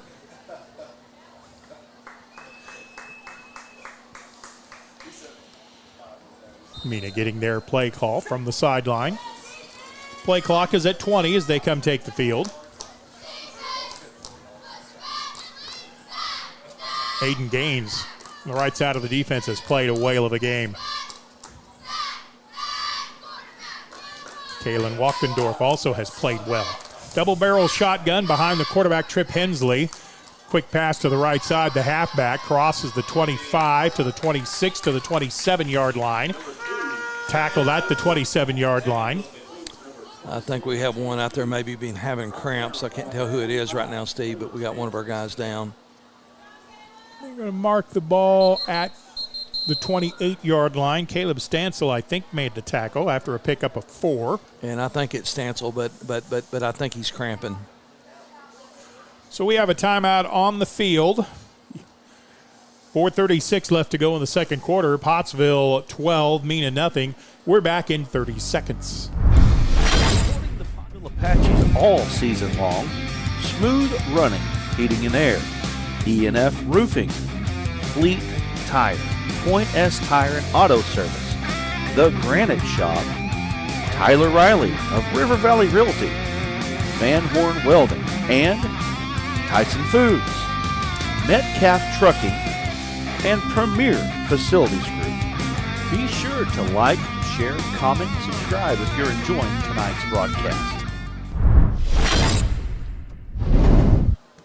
Caleb Stansel moving under his own power, comes to the sideline. That was a cramp, and he appears to be running okay. 2nd and 6, Mena. They are at their own 28-yard line. Quick snap. Quarterback Hensley keeps it, turns upfield to the 29, maybe the 30-yard line as a penalty flag comes flying in. And I have no clue who the penalty is going to be on. Gaines made the tackle. It is a personal foul, face mask on Pottsville. Ouch. Justin Smith, I understand we have a very successful activity by one of our camera people. Yes, young Tristan Evans right here. I know his dad's a truck driver for Tyson for a lot of years, but Tristan at the county fair a couple weeks ago, grand champion market steer. That's impressive. I know exactly how hard that is, and he pulled it off. Great job. All right. Congratulations, young man. I grew up on a small farm. I have seen my share of steers. Never raised a champion. It's not easy, I can tell you that right now. Ate a lot of steaks, though. From the 44-yard line, 1st and 10, Mena. Hensley back in a shotgun formation. He's throwing all the way. Straight drop, pass over the middle. Knocked away with a good play to secondary by Kai Mahan. He separated Hunter McClure from the football at the 43-yard line. It's incomplete. Wow. I love to see our defensive secondary come up big like that. And, man, broken the ball at the right time, went up at the highest point, knocked the ball away. Incomplete pass, Steve. That's what we got to see. They timed that hit perfectly. That's the hit we couldn't get in Charleston. That's it. That's it. Here the Apache secondary closes with great timing and knocks the ball away incomplete. Mena comes to the line of scrimmage for the 2nd and 10. It's their own 45. Apache showing blitz. We'll see if they keep coming. They are. Back to pass. Pass to the near side is going to be complete. To the 40, the 35-yard line. Driven out of bounds on the near side is Tyson Baber. Pottsville was in a position to make a play there, but the defender didn't see the ball. Yeah, he didn't see the ball and just overran the receiver, Steve, that time. But that's one of those things. You got to keep your eye on that quarterback, too, when you're in that secondary. They're going to mark him out of bounds at the 35-yard line for the first down. Mena showing some things in the passing game they didn't run in the first half, so their coaching staff has obviously made some adjustments. Well, Steve, you notice they're spreading it out a little bit more, too. Hunter McClure in the backfield along with Trip Hensley. In fact, there's two backs in the backfield with Hensley and a wing on the left side. Hensley rolls to his right under pressure. Pass is going to be dropped at the 30-yard line. Good pressure by the Apache defense. Forced an early throw that falls incomplete. Yeah, trying to see who that was. I believe that might have been number 15, Thacker. I think it was Thacker coming on, putting the pressure on the quarterback, Hensley. 2nd and 10 from the 35-yard line. 3:35 to go in the third quarter. Pottsville leads this game 12-0. Mena's kind of gone to almost a strict air attack here in this third quarter. Trip Hensley, the quarterback, has a single back in the backfield. Hensley rolls to the right, pulls it back, now throws it over the middle, and again, it's knocked away in the secondary by the Apaches. Caleb Stansel swatted that ball before it could get to a receiver. You bet, and good coverage, not only by Stansel, but Eli Morris, number 18, was there as well. The Apaches are playing a kind of a zone that Mena's having trouble figuring out, to be honest. Yeah, that's been a good adjustment by the secondary coach for the Apaches. 3rd down and 10 for Mena. They trail at 12-0, so I would think this is 4-down territory. Mena really has the formation spread out this time. Twin wideouts and then the single back in the backfield is McClure behind Hensley. Hensley calls the line set, empties the backfield, takes the snap, rolls right. Still looking downfield, now throws it, and it's knocked away in the secondary. Batted away by Kai Mahan. It falls incomplete. Number 2, Trip Hensley's pass. It'll be 4th down. And doesn't mean it really have to go for this. Yeah, I think you do. I don't think they have a choice. Trip Hensley, he was very close to the line of scrimmage that time, Steve, crossing it when he threw that ball. Yep, that was. Now I think the rule is you have to have both feet and the ball over the line. So okay. They give a little leeway on that if my memory is good. Here's a big play coming, 4th and 10. Ball is at the Apache 35. Hensley back to pass, looks left, pump fakes or go route. It's going to be incomplete. The Apaches hold on downs. Jesse Zamora was open. Hensley pump faked the secondary bid on it. Zamora ran a go route up the left sideline, but the pass falls incomplete. The Apache defense holds on down for the 3rd time in this game. Amen. Woo. We'll take it, Steve. We got 3 minutes and 22 seconds left in the 3rd quarter. We used about 7 minutes of it on that first drive. Surely we can take this 3:22 and get us to the 4th quarter, but it'd be nice to have a score ending here in the 3rd.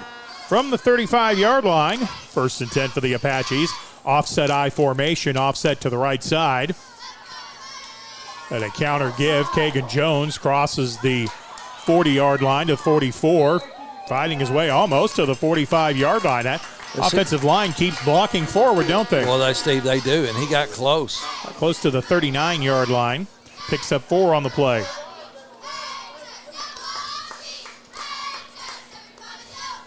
Second down and 6. Well, you'll take 4 yards on every play, won't you? Steve, every time. You move the ball right down the field. Yeah.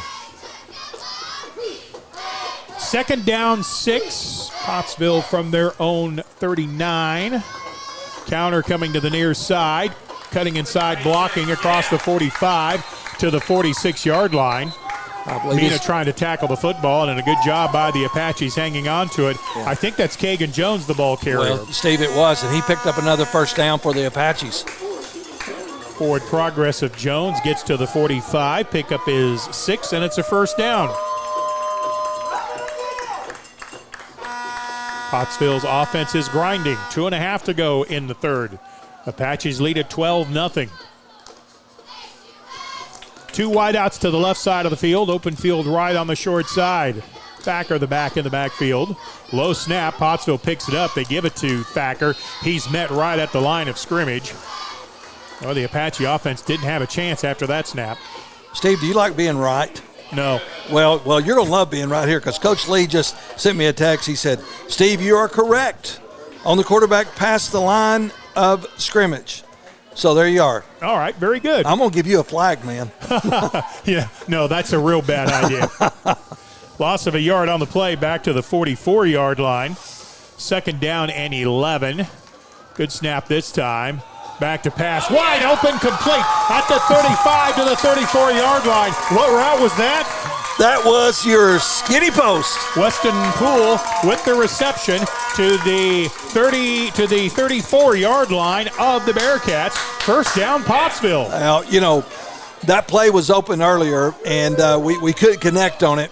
But Weston Poole did a great job that time. He waited on the football, made the catch, tucked it in, looked it in, tucked it in, and picked up the first down for his Apaches. Well, the Apaches have the ball on the Cat side of the field. At the Bearcat 33, Mena showing blitz. And they're going to run right in behind it. Inside the 30 to the 29 to the 28, maybe the 25.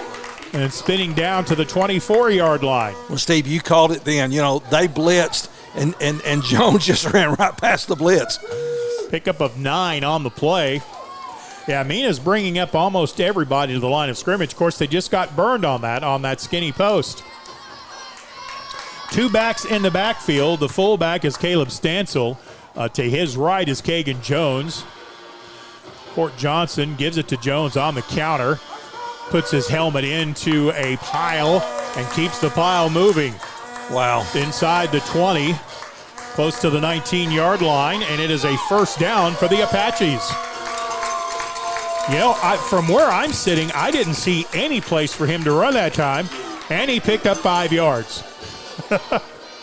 Well, Steve, you said it earlier, and we've been giving credit to that big offensive line. Man, they are winning in the trenches. From the 20-yard line, it is a 1st and 10 Apaches. They do have to snap the ball with 26 seconds to go in the third. Court Johnson, the quarterback, has 2 wideouts in the formation. Play clock down to 9. Johnson needs to get this snapped.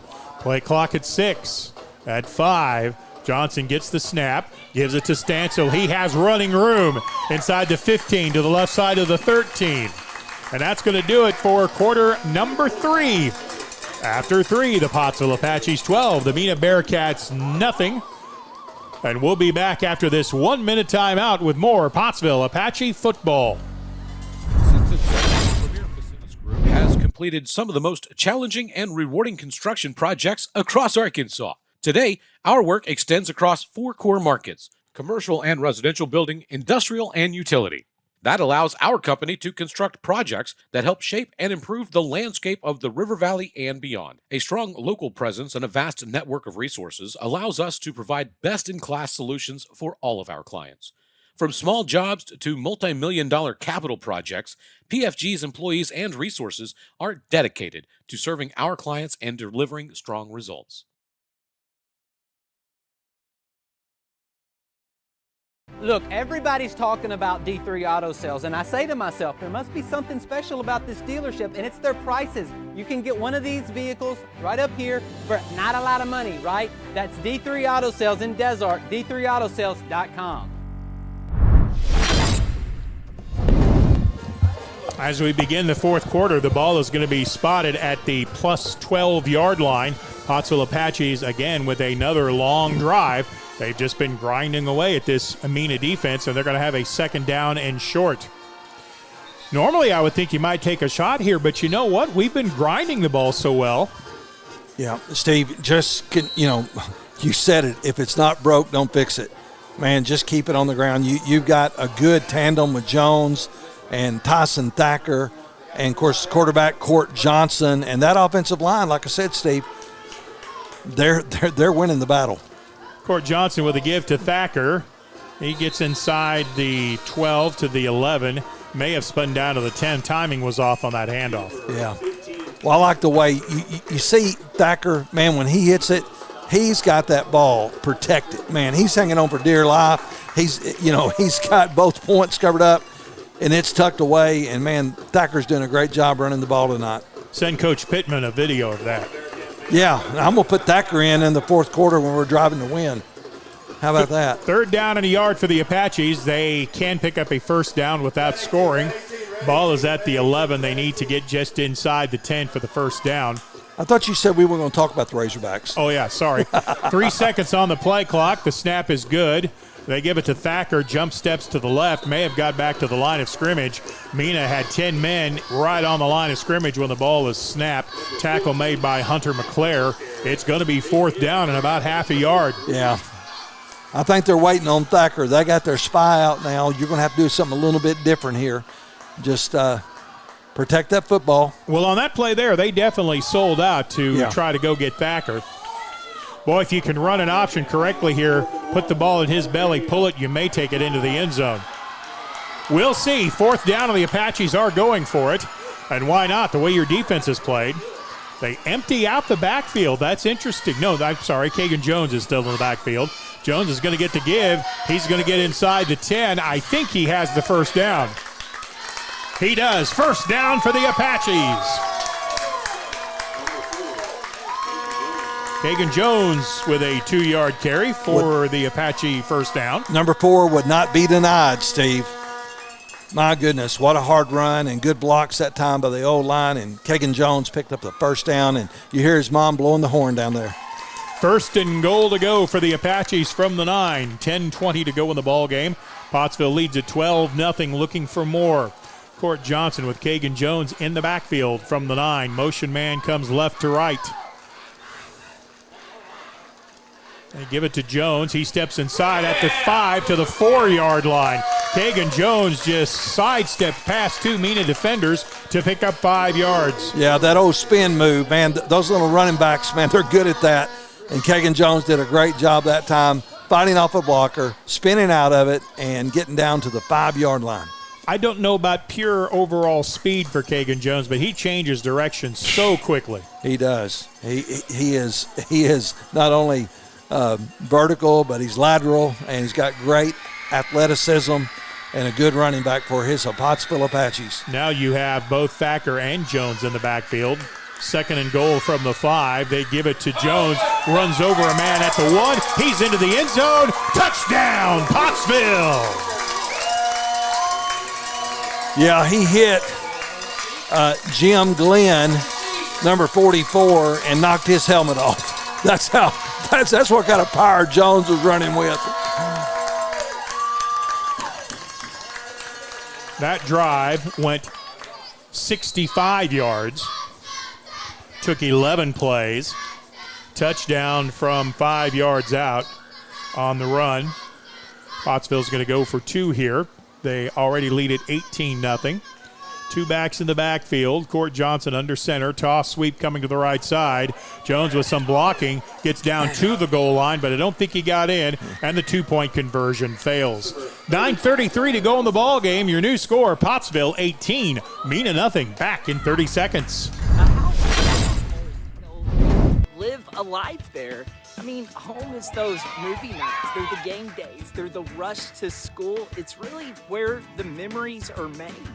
And I have spent my entire adult life right here in the River Valley because I believe that this is the greatest area in the greatest state.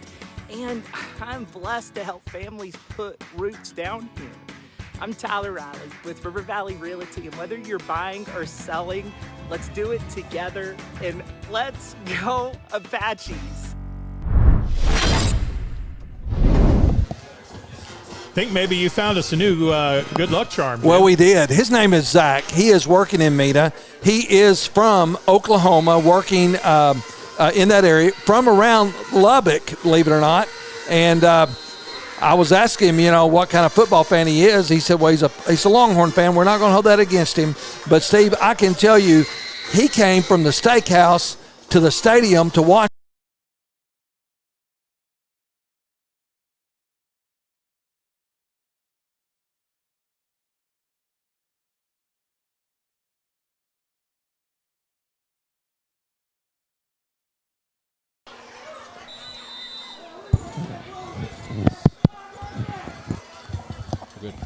A little bit of technical difficulties, but we have it straightened back out.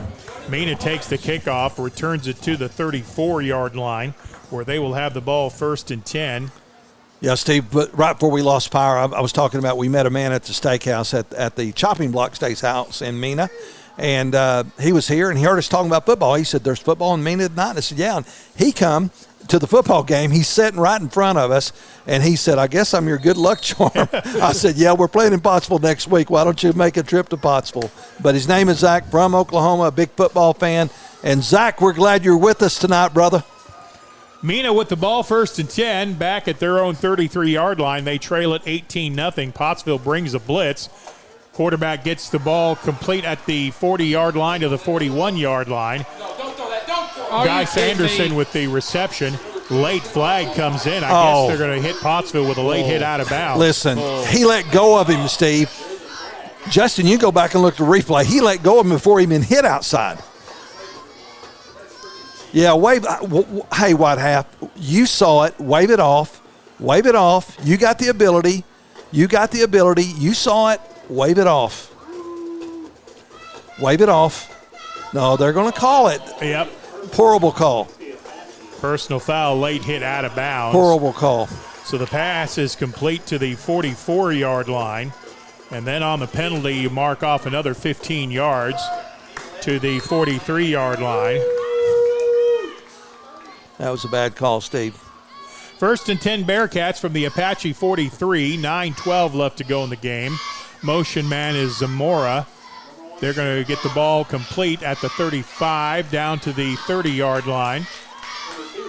Pass is completed to Beck Vega to the 33. That's a first down for Mena. They're going in a hurry. They actually mark it at the 31-yard line.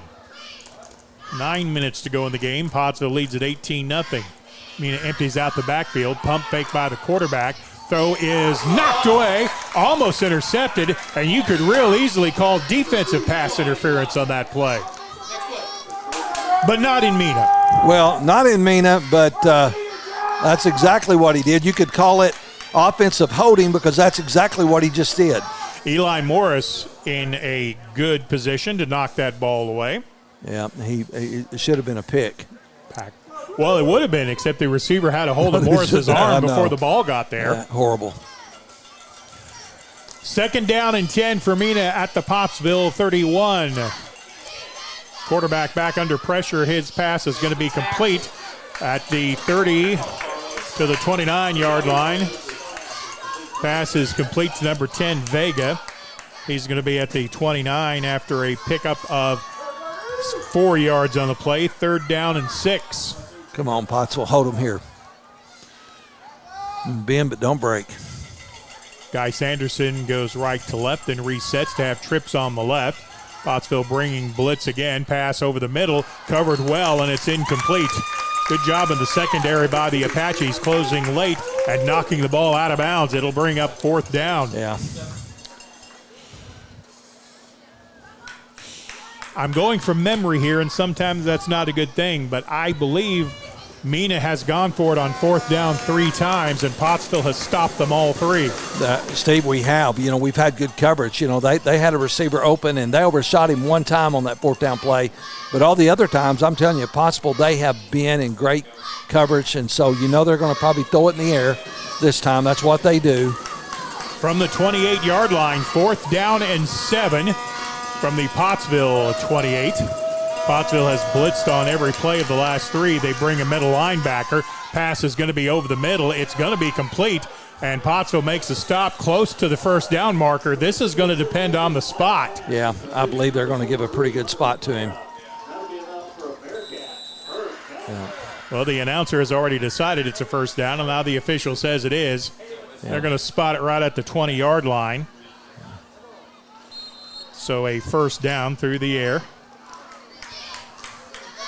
1st and 10 from the 15-yard line. Pottsville with, again, a blitz. Pass is going to be short, complete. They got it to Baber. Baber gets inside the 10 to the 9-yard line before he's tackled by the Apaches. Pickup of 11 on the play.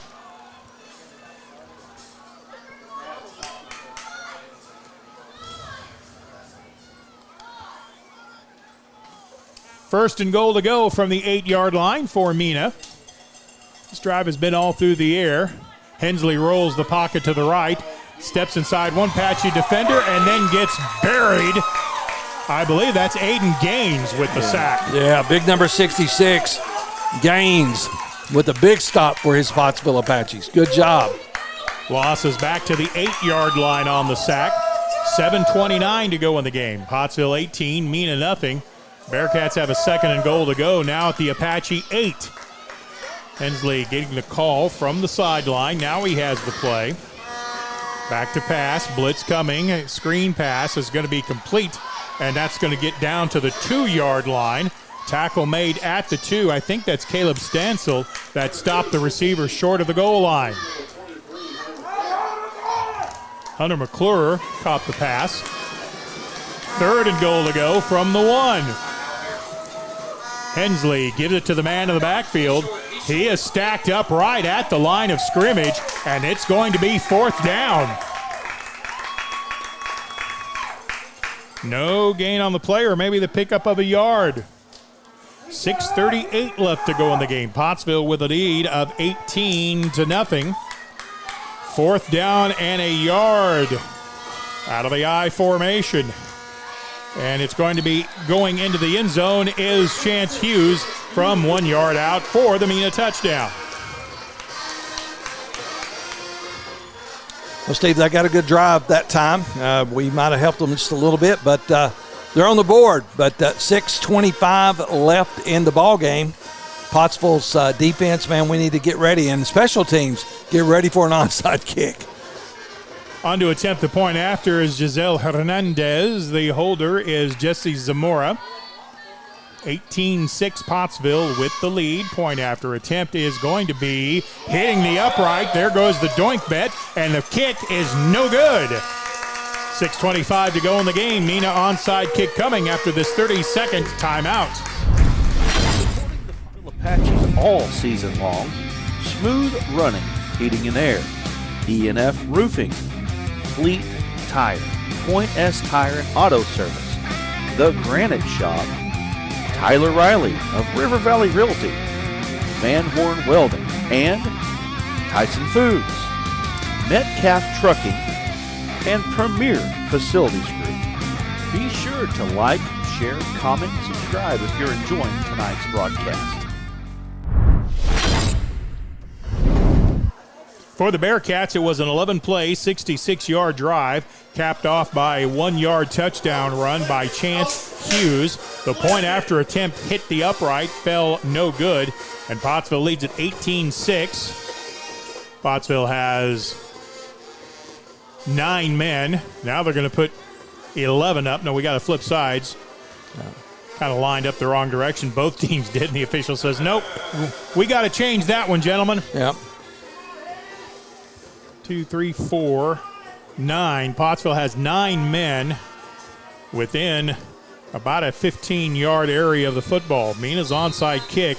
They're going to bunch up in the middle. Now they're going to split it out. Giselle Hernandez, the kicker. Got a hole on the left side. Hernandez runs up, low line drive kick. Fielded by the Apaches at the 49-yard line. Good play by Eli Morris, and the Apaches will have the ball in plus territory. Yeah, Steve, what a good hands guy Morris was that time.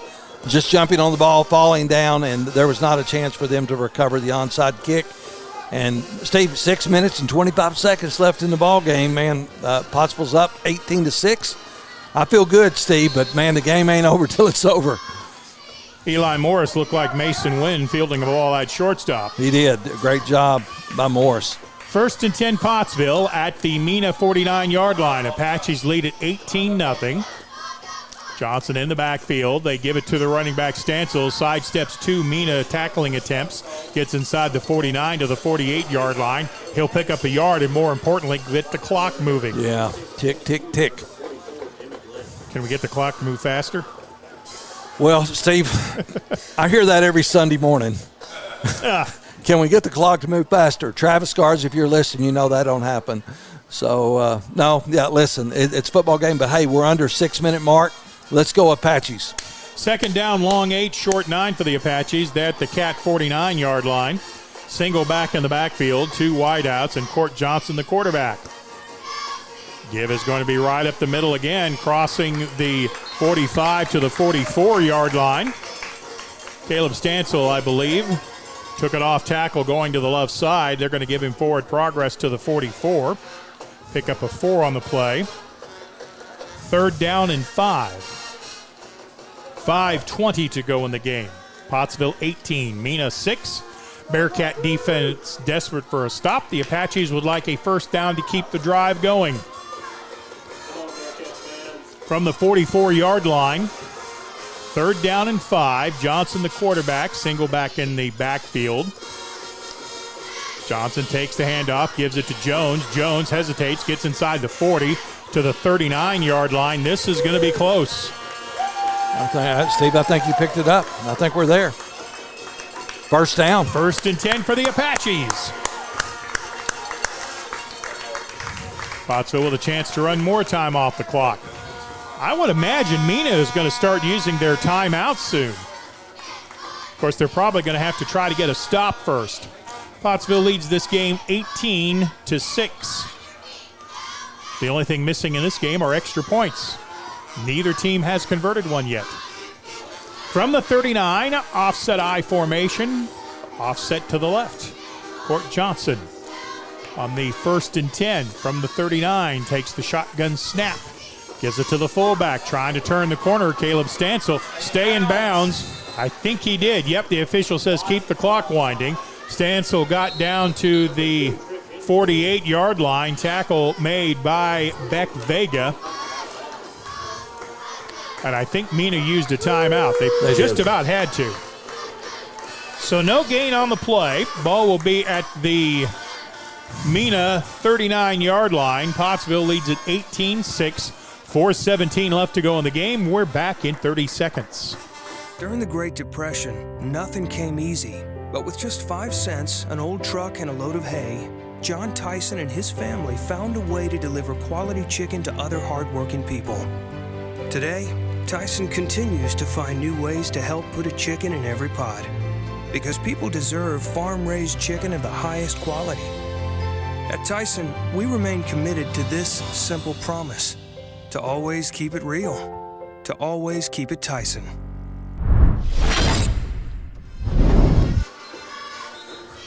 Bearcats used their first of 3 timeouts, so they have 2 remaining. Oh, they have 1 remaining. That's right. They used one earlier. That's right. I forgot. They used one in the 3rd quarter. Justin Smith getting me straightened out. So Mena only has 1 timeout left. 2nd down and 9 from the 39. Johnson takes the snap, gives it to Jones, cuts inside one would-be tackler, hits open field at the 28, speeds down to the 25-yard line, and that's going to be another Pottsville Apache first down. They're going to mark him at the 25-yard line. Pick up his 14 on the play. And we'll be under 4 minutes to go in the ball game by the time Pottsville snaps the ball again. Apaches lead at 18-6 from the 25-yard line. First down and 10. Court Johnson has Tyson Thacker in the backfield this time. Johnson takes the snap, gives it to Thacker, staying in bounds as he works to the right. From the 25-yard line, he's met and tackled right at the 25-yard line, and I think Mena's got to use their last timeout. Yeah, they do. Timeout on the field, 3:33 left to go in the game. 18-6 Pottsville with the lead. Back in 30 seconds. You belong at a school that understands your needs. At Arkansas Tech University, you'll receive a personalized education designed with your interests in mind. Offering over 115 undergraduate degree options, both online and in person, with classes taught by dedicated instructors committed to helping you succeed in your chosen field. Grow beyond your expectations. Apply today and discover why you belong at ATU.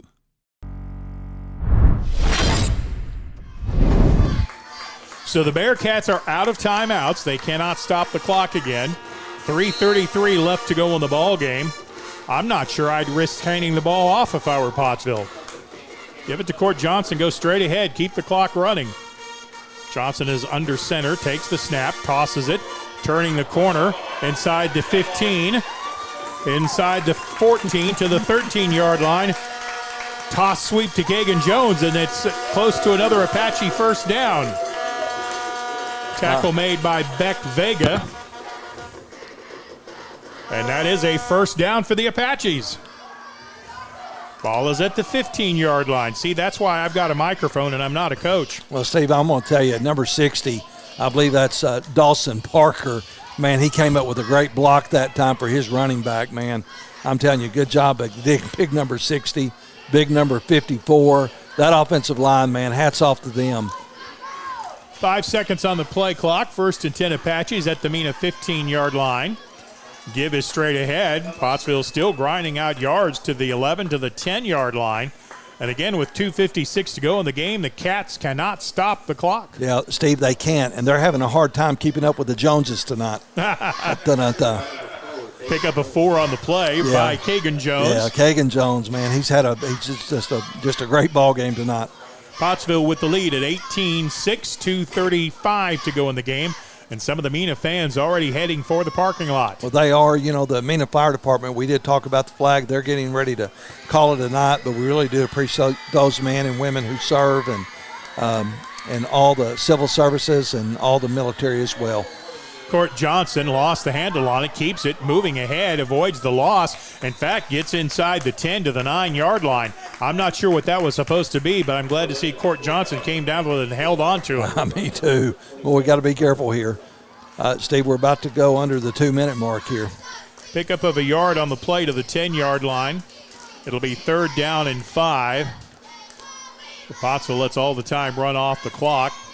There'll be about 1:30 to go, and they snap the ball here. It is not goal to go. The ball is on the 10. It's 3rd and 5. Pottsville needs to get just inside the 5 to pick up the first down. Kagan Jones, the single back in the backfield to Johnson's left. They're going to give it to Jones. He cuts inside. He's inside the 5 to the 4 to the 3-yard line. First down for the Pottsville Apaches. I believe you can say that's going to be the ball game. Steve, I believe we're safe to say that. 1:27 left, and, of course, they stopped the clock to move the chains, but they'll start that back up. But, Steve, correct me if I'm wrong. On the playoff picture, this is our first conference game. It's a point thing by the numbers. Yeah. So we need to score here. Yeah, point spread matters. You bet it does. And so we really need to score here. And I'm sure Coach Russ is doing that, not to run up the score, but to help us down the road. 18-6, Pottsville with the lead. I want to say you want to win by 13 or more. I think that's max points, but I'm not sure. Jones out of the shotgun formation, gets the handoff into the end zone. Touchdown, Kagan Jones and the Pottsville Apaches.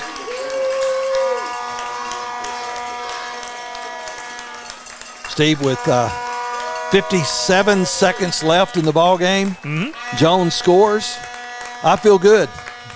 Yeah, I like our positioning for the touchdown.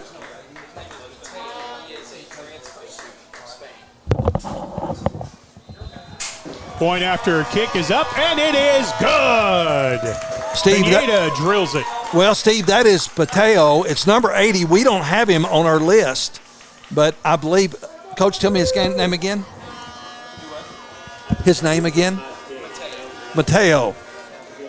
Number 80. He's a transfer student from Spain. Okay, Coach Chapa had told me about him. Mateo drills his first chance at a point after touchdown. That's the way to make your debut as an Apache. Boy, I'm telling you. Appreciate you. Thank you. The Apaches good job tonight. 25-6. An 11-play, 49-yard touchdown drive by the Apaches, capped off by a 4-yard touchdown run by Kagan Jones. And Pottsville leads at 25-6, and we have less than a minute to go in the game. By the way, that is the third 11th play drive of this second half. Wow. That's kind of strange.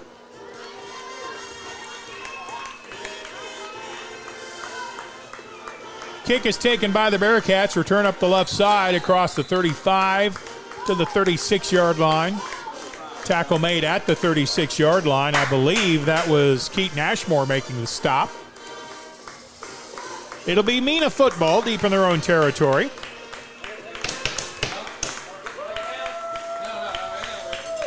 We're going to put the ball at the 35-yard line. Pottsville with the lead by a score of 25-6. If you're the Apaches, just keep the ball in front of you. And if you're the defensive line, you don't have to worry about a run. That's it. Trip Hensley, the quarterback in the backfield. 2 wideouts to the right side. And now we have Pottsville taking a timeout here. 25-6, Pottsville leads this game, 52 seconds remaining, and we will be back after this 30-second timeout.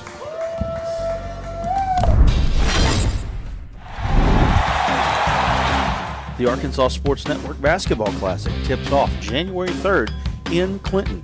Some of the state's best teams. One unforgettable day of hoops. Don't wait. Secure your seats now before they're gone. Get your tickets for the ASN Basketball Classic at facebook.com/ARSportsNetHS and ARSportsNet. Or you can click the QR code at the bottom of the screen.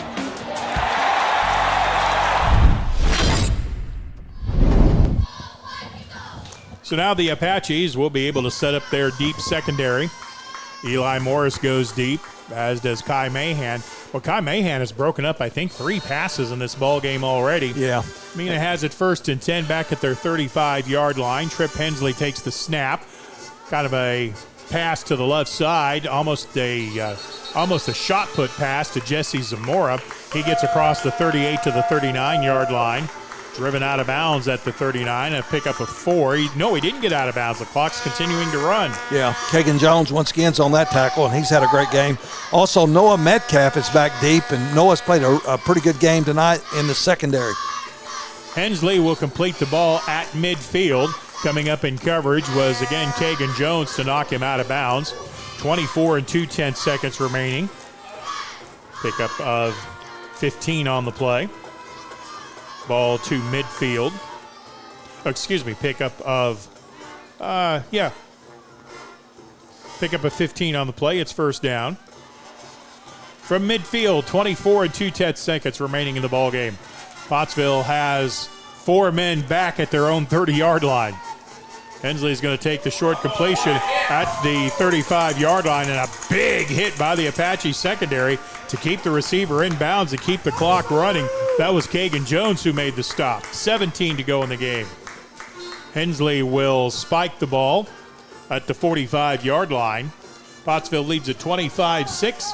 14 and 9/10 seconds remaining in the ball game. This could be the last play.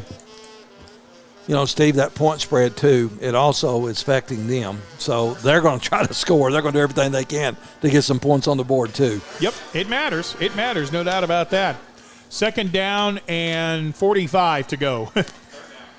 Well, third down with 14 and 9/10 seconds. Hensley back to pass, throws over the middle. It's going to be complete. And Pottsville's going to make the tackle on the far side. The official got hit as a part of the tackle. Yep. Glad he's not hurt. Yeah, it looked like it almost took his knee out. A little home cooking on the clock as they only ran 1 second off the clock on that play. Wow. 13 and 8/10 seconds left to go in the ball game. And all this time I thought it was the burgers down at the stand, but they're doing home cooking up in the press box. No joke. From the 33-yard line, clock does start this time. Hensley back to pass. He's under pressure. Steps away from 1. Now steps to his left. 6 seconds left to go. Pass goes into the end zone. Knocked away in the end zone. Good coverage in the end zone by the Apaches. No flag? No flag. Pottsville secondary timed it perfectly and knocks the ball away with 3 and 7/10 to go.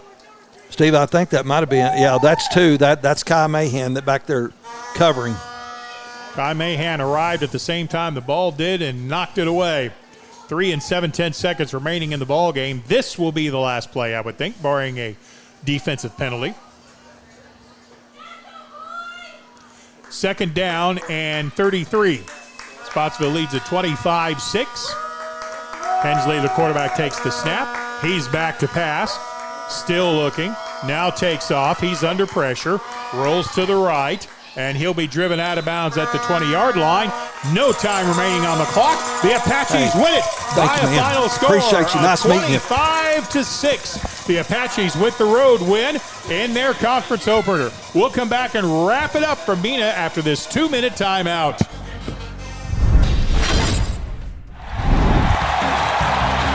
The Arkansas Sports Network Basketball Classic tips off January 3rd in Clinton. Some of the state's best teams. One unforgettable day of hoops. Don't wait. Secure your seats now before they're gone.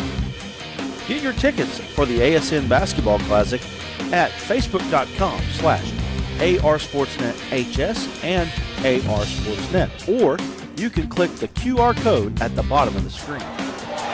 House isn't a home until you live a life there. I mean, home is those movie nights, they're the game days, they're the rush to school. It's really where the memories are made. And I have spent my entire adult life right here in the River Valley because I believe that this is the greatest area in the greatest state, and I'm blessed to help families put roots down here. I'm Tyler Riley with River Valley Realty, and whether you're buying or selling, let's do it together, and let's go Apaches. Supporting the Pottsville Apaches all season long, Smooth Running, Heating and Air, E&F Roofing, Fleet Tire, Point S Tire and Auto Service, The Granite Shop, Tyler Riley of River Valley Realty, Van Horn Welding, and Tyson Foods, Metcalf Trucking, and Premier Facilities Group. Be sure to like, share, comment, and subscribe if you're enjoying tonight's broadcast. Since inception, Premier Facilities Group has completed some of the most challenging and rewarding construction projects across Arkansas. Today, our work extends across 4 core markets: commercial and residential building, industrial, and utility. That allows our company to construct projects that help shape and improve the landscape of the River Valley and beyond. A strong local presence and a vast network of resources allows us to provide best-in-class solutions for all of our clients. From small jobs to multi-million-dollar capital projects, PFG's employees and resources are dedicated to serving our clients and delivering strong results.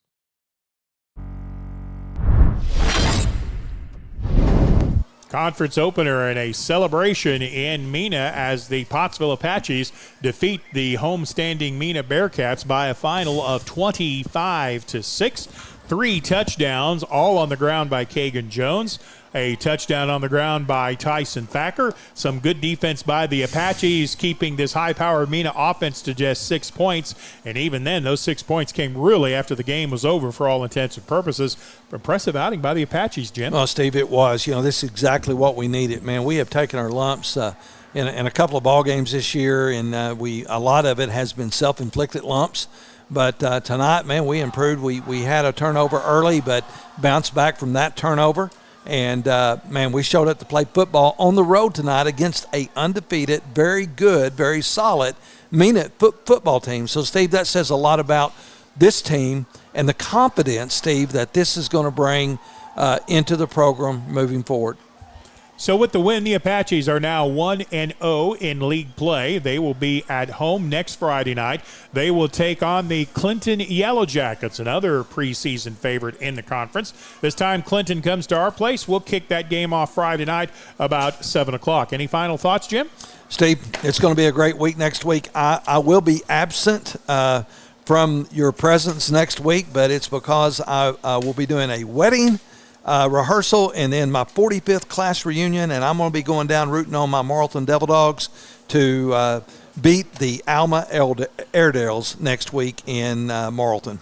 All right, amigo el viejo, as you celebrate your 45th reunion. Yeah, thank you very much. Spanish for the old man. Yeah, well, there's going to be a bunch of old people there. I'm not going to be one of them. No, not you. You were all right. 25-6, the Apaches win it. I'm Stephen Glenn. Thanks for your time. This time, till next time. So long, everybody.